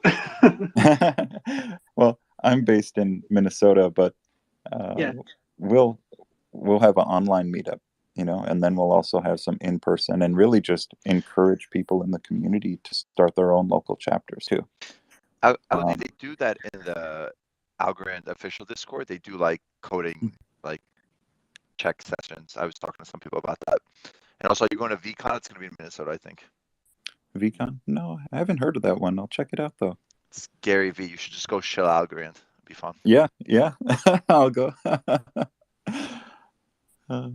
Yeah, I think it'll be really powerful. You know, another concept, you know, of course, is the rewards, NFT rewards for people who are running nodes. So it's been online. You voted, you know, your node is voted 100,000 or 1 million times. Sure, those are cool. Another thing in the development community that we can do is NFTs for completing some different tutorials, and then also kind of showing your experience in terms of how many people you've taught. So if you have other people, you have to teach a certain number of people these things, or actually lead. And of course, you know, producing online content is one way to do that. But if you're teaching other developers, that should also get you some special credits. So that would be one way to move towards building a DAO that's development focused. Loosely using that term DAO again, here I am, right? But when it comes to funding too, you know, it kind of would be a gateway to something similar to an accelerator, because I'm sure you would have some great ideas and great projects coming from that community. And if we do have different sponsors, and if you look at a lot of meetup groups, they get sponsors all over. They'll get different companies that sponsor them just because companies like to do some social good, whether it's in their local region. You know, a lot of the time they want to focus on the local area where the company is located, but we can use it as a means to bring in funds. For them, they get it to kind of promote their business in a sense, because we say, oh, it's supported or sponsored, or, you know. But when it comes to voting on where those funds go, that's something that the group can do as well. And by earning those credits for running a node, for going through tutorials, for teaching other people, for creating developer-focused content, that can maybe give you some weight in voting. And one interesting thing I'll also throw in here, the Algorand Centers of Excellence program. We had Doro It's just before. She was here. Doro, are you still here? She's running yeah. it, and she was here. Now that was so I reached out to Stacy, and that's Doro. That's who she told me to contact. Yeah. Because what I was saying is, for the Centers of Excellence, how can we make sure, you know, what can we do to get these universities to create open courseware? Ryan, I think Ryan, please jump in, because I think you can share more about it. Not so much on the ACE program. I know a little bit about it in speaking with Doro about it. Maybe Addie can come up. I guess I just wanted to come up and say hello from East Denver. I'm actually at the airport, and I'm going to jump on my plane here pretty soon. Head back to Boston. It's been a heck of a week here in Denver. It's been Hey guys, can awesome you hear me? connecting with developers. And we are getting ready to hand out $50K to the devs who participated in the ETH Denver Hackathon. So thanks to everybody who participated. Those are going to be live on stage a little bit later on this afternoon. So you guys can check the live stream. That'll be happening as well. So again, thanks everybody, and congratulations to the winner. There is an online component as well, so there's still a month left of hacking to go. So make sure to check out ethdenver.com. Make sure if you haven't already registered that you do, because you still got some time to compete for another 25K worth of prizes. So that's my update. Thank you so much, Ryan. And Ryan. you know, I had a question about it, Ryan. You know, like Russ was running a lot of developers hours and developer office. Like, isn't it related to what Algodmeta was talking about, like how to really show and teach how to build kind of like in Google Meets, and because I participated in some of the first one, and I really liked them. Wonderful. Well, thanks. Yeah, Russ, my colleague Russ Vestino, he's definitely doing lots of outreach as well. He was not in Denver. He was working online with us in the Discord service, making sure that we were there to answer questions. We had the Algo Ranch going on all week long, which is a lot of fun. Jeff was there. shilling and helping out, make sure that we get the NFTs out there. We had an NFT minting booth where we had people who could come and actually mint their own art on the Algorand blockchain. It was a lot of fun. We had great exposure there, opening up eyes. There were so many people coming by the booth and learning about Algorand, learning about Reach as well. Because that's really what the whole point of ETH Denver is all about. It's all about the builders. It's all about the hackers. They're trying to figure out how do we connect with them and teach them how easy it is actually to build solutions on top of our protocol. So thanks to everybody who came out in person, and I can't wait to see you guys at the next one. Thank you. Yeah, because I think we have a kind of bias because of COVID. At the very beginning of Algorand, everything was very community and locally centered. Like we had a lot of events happening, and now because of COVID, like the local community and real life events couldn't really happen, and as ambassadors, it was hard to organize it. But I think now with Stacy, we are all coming back into the real life events, and that will be so exciting because, as Algomoney just said, it's a great idea, and I think a lot of local communities will start to build up right now with Meetup, with other tools. And yeah, I remember I created a Meetup in Canberra in Australia when I was living there, 2019, and I had some people interested already in blockchain. I was going to tell them more about Algorand. Then when he obviously you just forget about it, but I think that's the direction, right? Oh, absolutely. I'm sorry I missed you when I was in, I was a few years before you. I was in Sydney, and but yes, Stacy, I met with her during ETH Denver. She sat down with myself and Jason Leathersby on a DevRel team. Actually, she sat down with our whole team and really laid it out. Like, this is what she wants to do is grow developer relations with the foundation and make sure that we have a global presence, and getting out there and talking to our developers, going multilingual, making sure that we can meet the developers wherever they are around the globe. And Yeah. she is totally committed to it. We are so excited to have Stacy. Me too. That's the real life coming back. It's so exciting. That's what you were talking about, Algo Monitor, right?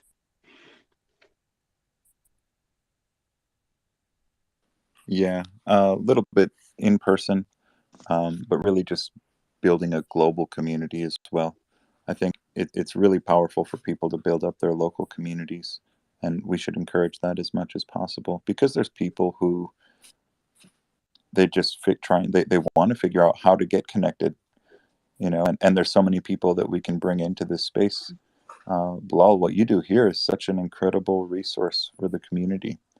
And the more people that can become aware of these meetings, even, some people just have never thought even about using Twitter for looking into this. They're thinking, how do I get into development? They're maybe thinking about learning to code on top of one of the chains they've heard of from one of their friends. And a lot of people really turn to those meetup groups to get more resources and to find people who are already in that space. So it would be a great solution. It would be a great solution. Yeah, I think that's the way we're going, and I will turn on my meetup group again here in France, in Paris.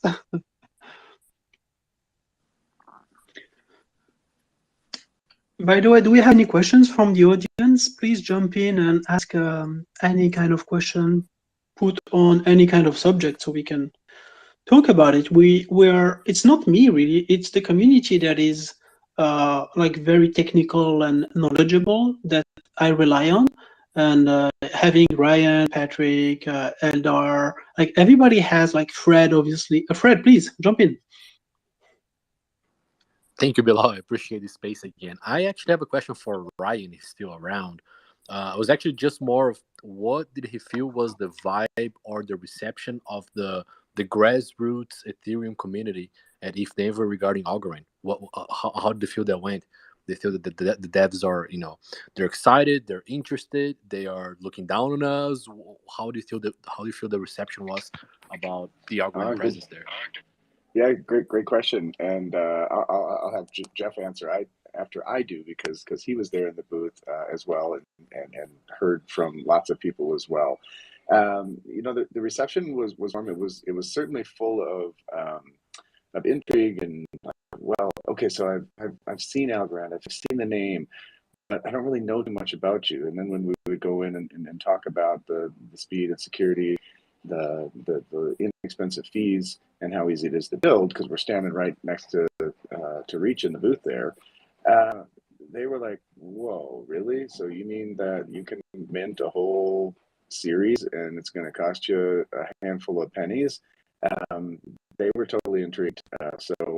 We had quite a number of submissions that came through for us on the hackathon. So again, we're excited to talk about that. And we met with a lot of creatives as well who were trying to break into the NFT scene and really only knew that you could do it in Ethereum and were concerned with all the fees and how much it was going to cost them. And if their art wasn't liked, then what are they going to do? And so I think that we're definitely making inroads there with the creative folks to say, well, it's you end up with the same product, your artwork as an NFT, but you're doing it a much more inexpensive way. And the other thing that I kept on telling people is community. Like, we are the AlgoFam, and we are going to welcome you here. And I think that resonated with people there. Jeff, what do you got to add?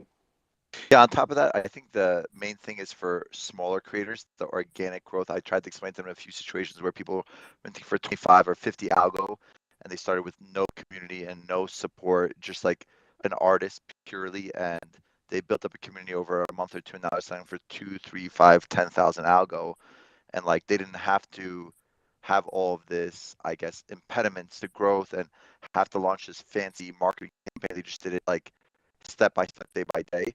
And a lot of people were talking about like Lex Friedman podcast with Silvio. A lot of younger kids were coming up and asking about, the green blockchain and, no gas fees. And there was just a lot of discussions about Reach, like you were saying, about it's easier to code on there. And one other thing, like for blockchain enthusiasts, people that were coming from cross-chain, they kept asking like, oh, I know about Algorand, but like I don't know the history of it. I would say like, oh, zero knowledge proofs. Like, oh, that's Silvio, Professor Silvio, and then that would like ring a bell in their head. They'd be like surprised by it. They would be more interested. So that was a couple of things I took away from all those conversations. Awesome. I see that we got Estefania here from Reach. I'm trying to figure out how I invite you up. I hope that you will come and say hello to us. Make your request.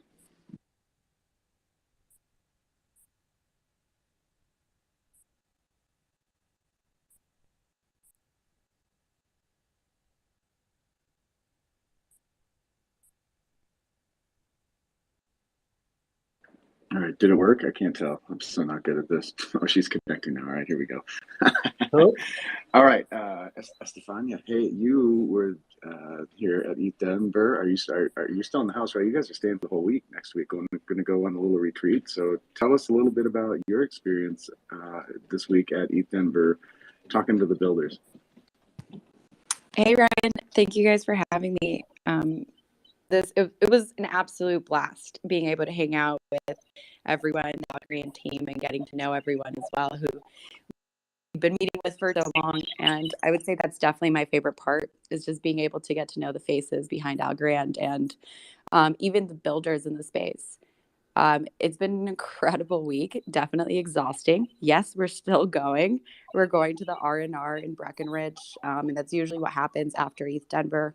After the hackathon ends, a lot of the builders go to Breckenridge. A lot of, like, even Vitalik's going to be there, right? And so is some of our team.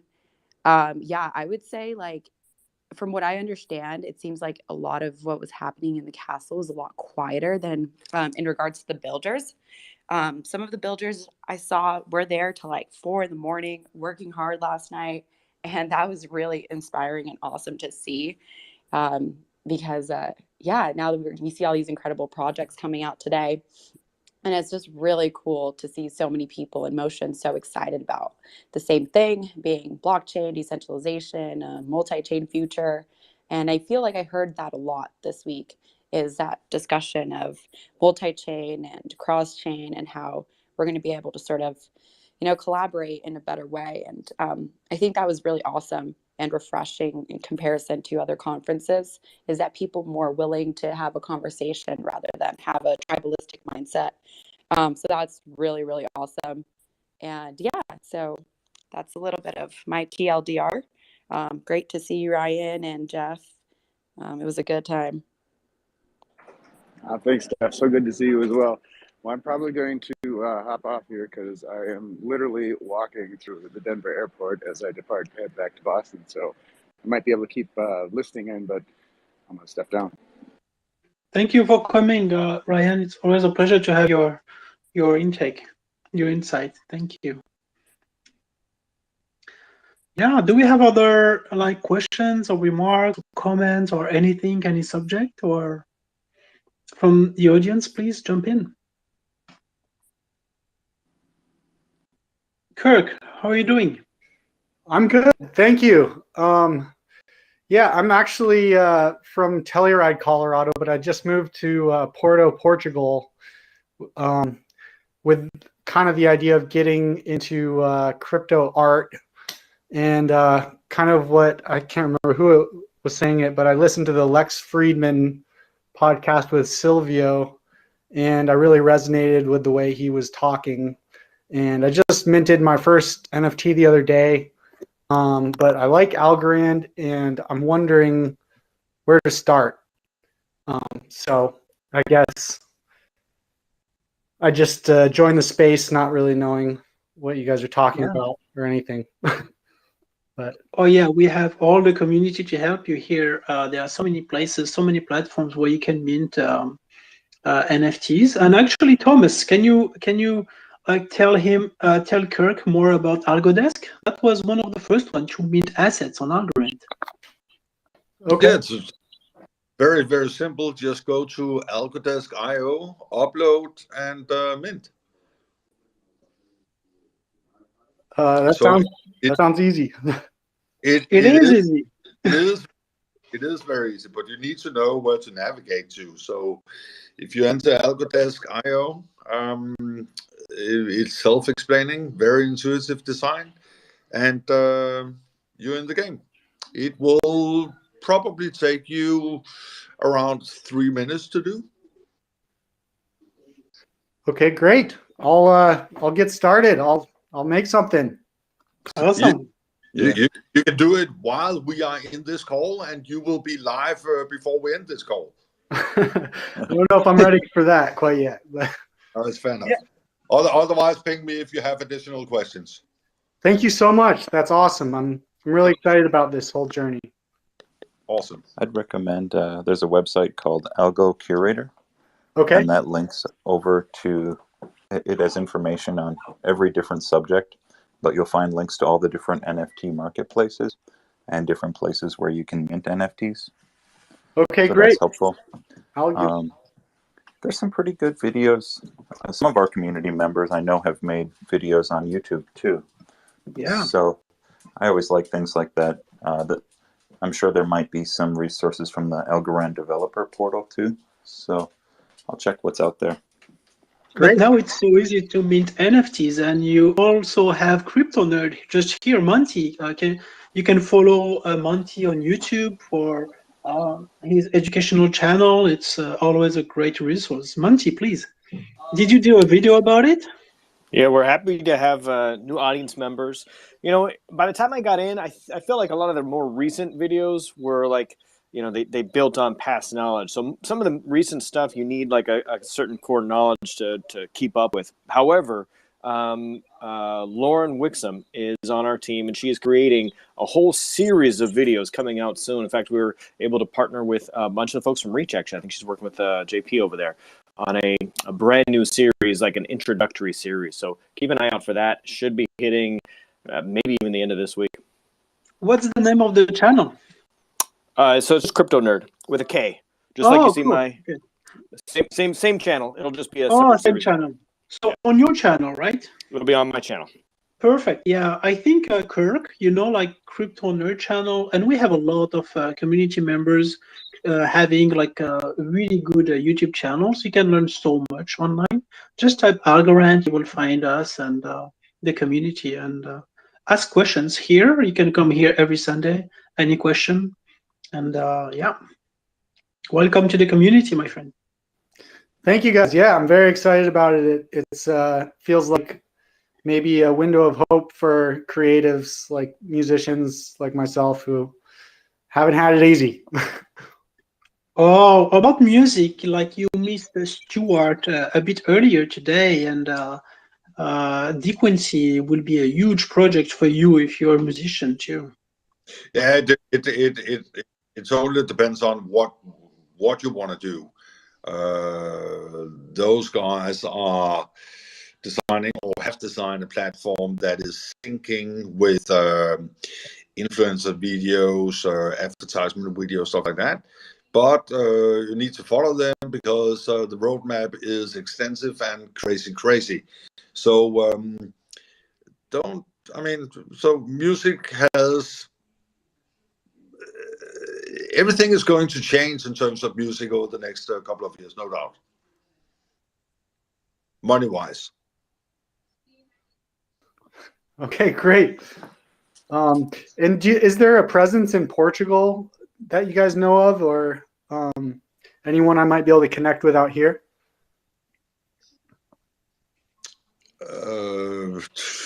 Bilal? Yeah, there is David from Glitter Finance.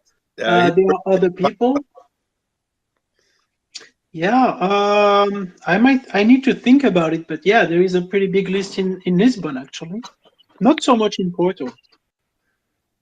I know some people in Portugal, a part of NFDAO, which is non-fungible DAO. I'd be happy to connect you if you message me. Tell me more about like what you're looking for. I would love that. That's amazing. I will send you a message. Thank you. Tug Life 3. Can you tell us more about about you and about your journey in Denver, and where you come from?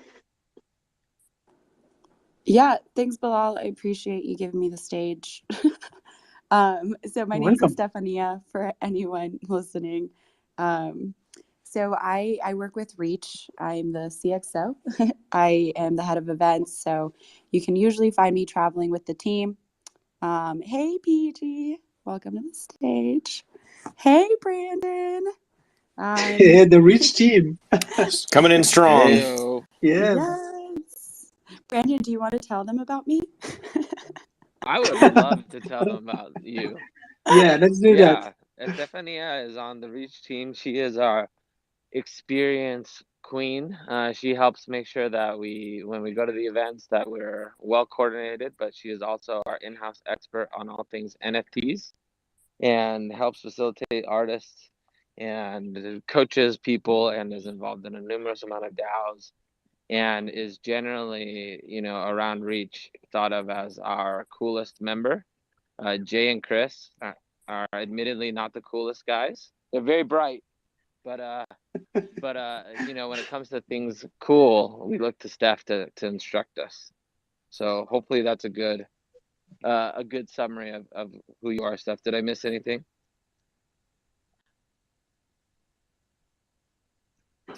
I'd like to say that Jay and Chris are actually very cool. So I disagree with that, but I appreciate that.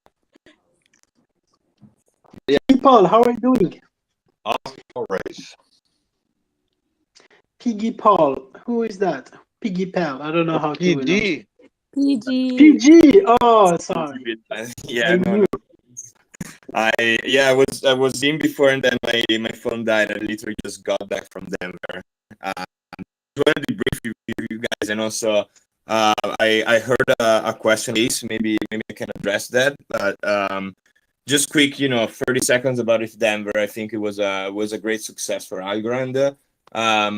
lot of people knew about us. A lot of people were very impressed about the protocol. We had a lot of developers stopping by the booth, and overall, just like a lot of love from the community. Like many people just told me, like, you guys are one of the most legit protocol out there, without any doubt. So now more people know that Silvio invented zero knowledge proofs. Trust me, not many people knew before. And also Stacy's keynote was great, and Joe Lubin was there actually, and at the end of the talk they had a chance to exchange some words. Not sure what they talked about, but maybe that's a good sign. And yeah, I think 2022 is going to be a very good year for Algorand overall, also in terms of like awareness. Now people are learning about us, and we used to have a lot of like hardcore fans that like even like they got in like maybe 2019, and they were kind of like all wondering like what were we up to. So I think that with this event we kind of like let them know what we're up to, and they're all very happy. So yeah, I think it was great, and shout out to all the team for the great work. Yeah, I think we're up to a great year. And going back to ACE, I think if I remember correctly, the question was around like how do we help universities create curriculum, if I remember correctly. And this is actually a great question and a bit of a tricky one, because some universities, they want to create their own material, so we cannot kind of like get there with like pre-made syllabi and tell them what to do, because they want to preserve the brand, and they want to do their they want to create their courses, and they have professors that of course they want to get credit and all of that. So we are there to kind of like help them out and support them with educational material. Other universities, they're just like rely on us. It's a complete pivot, so we need to provide them with like the whole curriculum and eventually teachers. So that's a little trickier. We're actually internally we have a repo of like all the educational resources that we have produced throughout the years. But I'm sending these out to the community if there's somebody that is willing to like put together more resources, like just like have suggestions. Feel free to reach out, because we definitely need help, or also just feedback overall. So, but yeah, I mean, all the universities are very happy to working with us. So we're currently still reviewing ACE proposals. But again, going back to 2022 is going to be a great year for us. I think ACE is going to be a key component of the success. Yeah, BG, that's wonderful. One comment I had earlier, I was getting connected with Doro. If the universities can actually produce open courseware, so if you look at MIT, they have a big library where you can search MIT open courseware, any subject, all of the lecture recordings are available, and the course materials. So anyone who's at home can kind of go through the same exercises and gain all of the same knowledge, just like they were participating as a student at the university. So that's the idea. And actually, for example, like we gave out 2 grants before ACE started, one to University of Florida, one to Carnegie Mellon. University of Florida is a little bit more at an advanced stage in terms of like curriculum building, but they're going to create a series of videos. There's going to be 2 courses, one intro to blockchain. It's going to be an agnostic course. So also Bitcoin and Ethereum are going to be taught, because it's important that students and overall people learn about the core principles of decentralization, and also like kind of like the history of this industry. And of course, it's going to include Algorand modules, and then there's going to be a blockchain development course that is going to be not entirely focused on Algorand. I was actually in Denver. I was talking to the professor that's going to teach this course, and we were kind of brainstorming, and we got kind of like we got this idea of like it's worth teaching Solidity, or at least like having students go through contracts that are already out there, mainly to understand the logics that pretty much enable this industry to come where we are right now. So it's worth for people to go through like Uniswap contracts, for example. So we're still brainstorming, but that blockchain development course is going to have a heavy focus on algorithm development. So those two courses are going to be recorded and videos are going to be made available.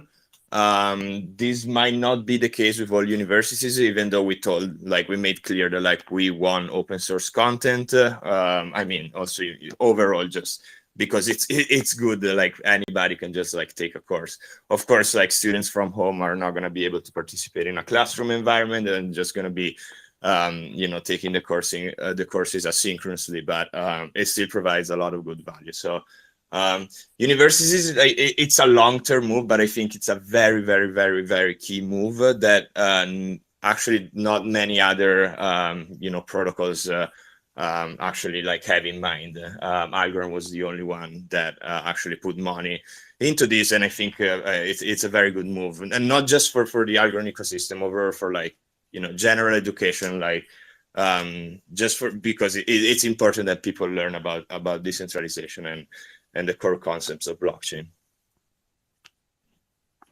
Fred. P, this is fantastic news. Are you guys planning on translating this, either the audio or subtitling to different languages? That is a great question. There's actually we have plans of creating educational material in different languages. As a matter of fact, our Turkish ambassador, his name is Bugra. He just released a PyTil course in Turkish, full in Turkish. Translating this material in terms of the university courses, I guess it's an open question. Again, with universities, very political, so we cannot mandate the fact that we're giving them money. It's doesn't mean that we can tell them what to do. So we have to see, but we're working on translating existing material, and absolutely this is something we have in mind. So work in progress. We hopefully will have some updates soon on that side. Fantastic. Keep me posted if you guys are interested in translating the materials to Portuguese. I have been communicating with Autumn from Foundation and Cosimo from Inc. in the past few weeks because we're trying to develop a proof of concept way to translate the whole developer portal to Brazilian Portuguese. So that's something that we're already looking into, and I think this would be a fantastic resource to translate to Portuguese as well, given that Brazil, not only Brazil, but talking specifically about Brazil, is a huge country with a huge dev community that getting their feet wet in blockchain, and let's get them inaugurated. So let's try to connect offline afterwards to discuss this. I love that. Big fan of Brazil overall as a country, but big fan of this idea. Just yes.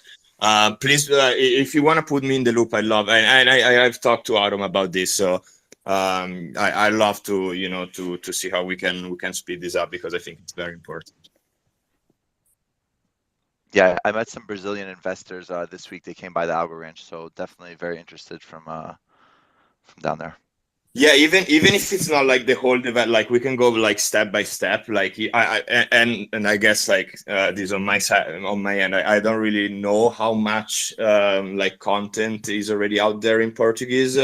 I think even step by step, as I said, even basic intro to algorithm content is very, very important. Because I was talking to hardcore devs in Denver, but they don't have they know about Algorand, but they don't have a clear picture of basic protocol design. That is very important to get people interested, even before getting into all the development stuff with Til and PyTil. So yeah, again, the developer process sounds great, but even more intro and basic content, I think it's very important. Stephanie. Thanks. Yeah, so I was going to just piggyback off of that, PG and Fred. So we run these bounty hack programs that are 6 weeks, in which a developer who is interested in building something on chain can actually work with us and also get paid to learn. I would say the biggest hurdle right now would just be having someone who could translate the documentation in order to learn the curriculum. But the structure of something like that is definitely available on the Reach side. And I'd be happy to also have that conversation with someone. And also, if you know anyone who's maybe technically savvy and knows English and Portuguese, I'd love to speak with them as well so we can start discussing translating that documentation to get those frameworks available in Brazil and Portuguese. Yeah, it would be great to continue that expansion. Sounds perfect. I'm gonna DM you and Piggy so we can talk this offline afterward and loop in the conversation that I'm already having with Autumn and Cosimo from Inc. Because this is a huge effort that we're trying to organize to translate as much as possible into Portuguese. So we can definitely work on this together. Thanks. Sounds incredible. Aren't you guys having some kind of like a boot camp or something, South by Southwest that's going live? I saw something about applications. Yeah. Yeah. So from Reach side, during South by Southwest on March 18th, we'll be kicking off an in-person 2-day event, which will be basically, a celebration of what we're doing, but also orientation for new devs who want to come into the space or who want to just get better at Reach. So for the 2 days, it's going to be a lot of fun, really. Like we'll do a lot of keynotes and some activities and some learning. And then the 6 weeks following that, remotely, we'll be teaching a whole cohort how to develop on Reach. And very much the curriculum is being designed by our head of curriculum, JP. And he is designing it in such a way that it is truly like an academic workload. That in 6 weeks, a full stack developer will be very proficient in Reach and able to deploy applications to blockchain and specifically Algorand. So we're very excited about what that means. And then the kind of the secret, if you will, underlying motivation for us doing this, to PG's point earlier, is that we're actually just creating the curriculum so that it is portable and that we can just export it to whoever wants to teach it.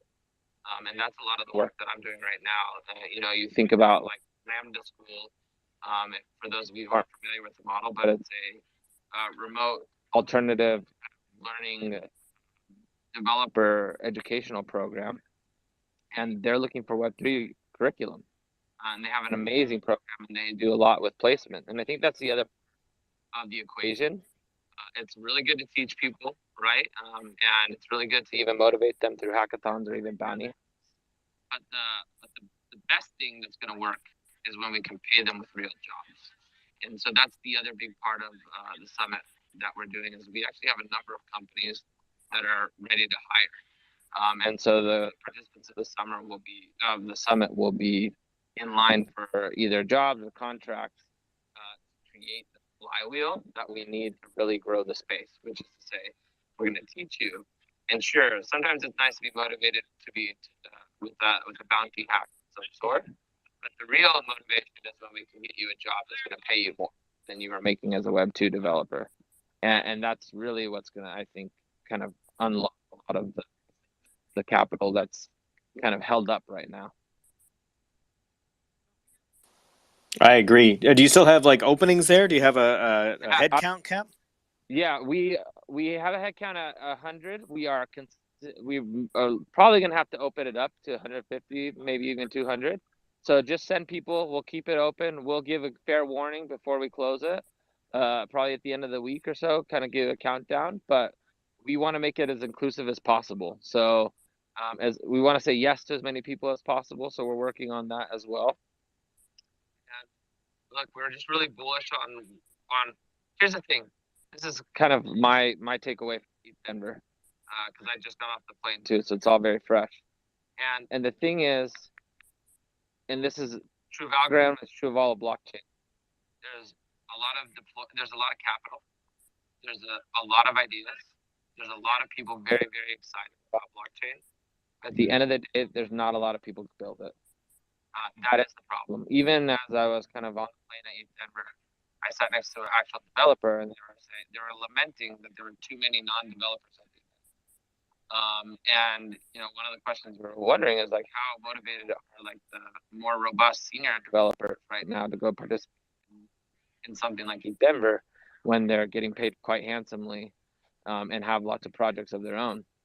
And so the need for new developers to come into the ecosystem is crazy right now, right? I mean, it is I've talked to VCs that say, hey, we've made pretty robust investments, and they're just sitting on capital because they can't find people to build it.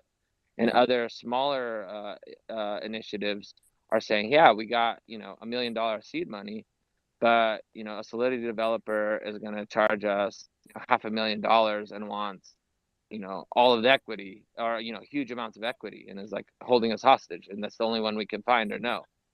And so you look at that, it's just not a scalable environment when you don't have builders. And it doesn't matter how much money there is, it doesn't matter how many good ideas there are, if nobody can build the thing, we're stuck, you know? And so that's really why these educational programs like PG is talking about, like, and this is why we're emphasizing education, are going to be so important to getting people on board and then doing it as quickly as possible. I 100% agree. I've run across this problem. The reason I asked is because I'm going to hire 4 kids who've got some experience but aren't quite there yet, so I need to send them to you. So I'm going to pay them to come down to you and see if they can pick up that knowledge and pick up those skills along the way. I think it's a great service. Yeah, no, and that's what we were hoping for. I mean, that's the funny thing too, right?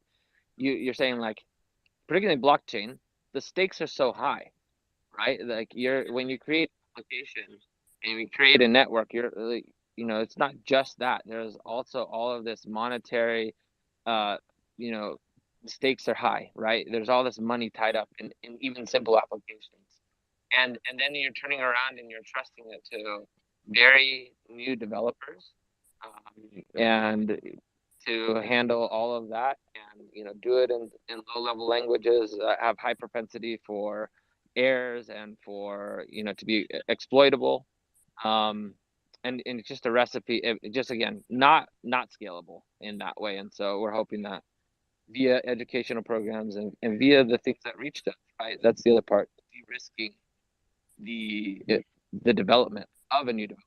Sure, you can have a new developer, but now you've also de-risked their errors and their propensity to leave open exploits. PG, please.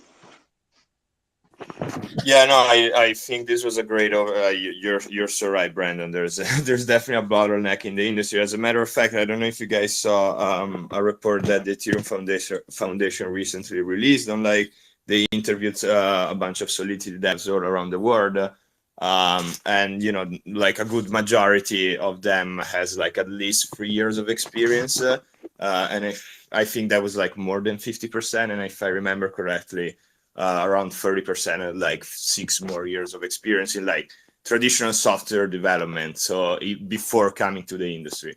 Another good data there was that the 20% of Solidity devs were in the United States, and that's why I think it's crucial that we were at Denver, because it's one of the meccas in the United States in terms of, like, crypto communities.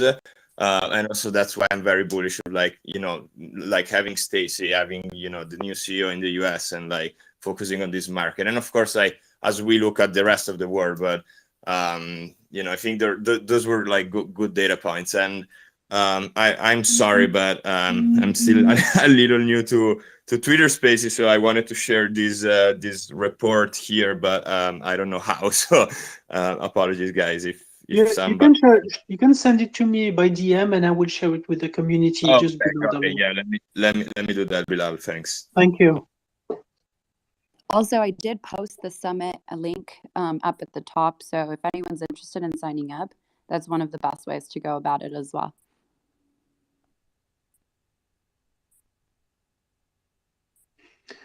Awesome day. Like, that was an awesome session today. Like 2 hours and a half. Like, it always goes, like, many hours. It's cool. Do we have other comments or questions?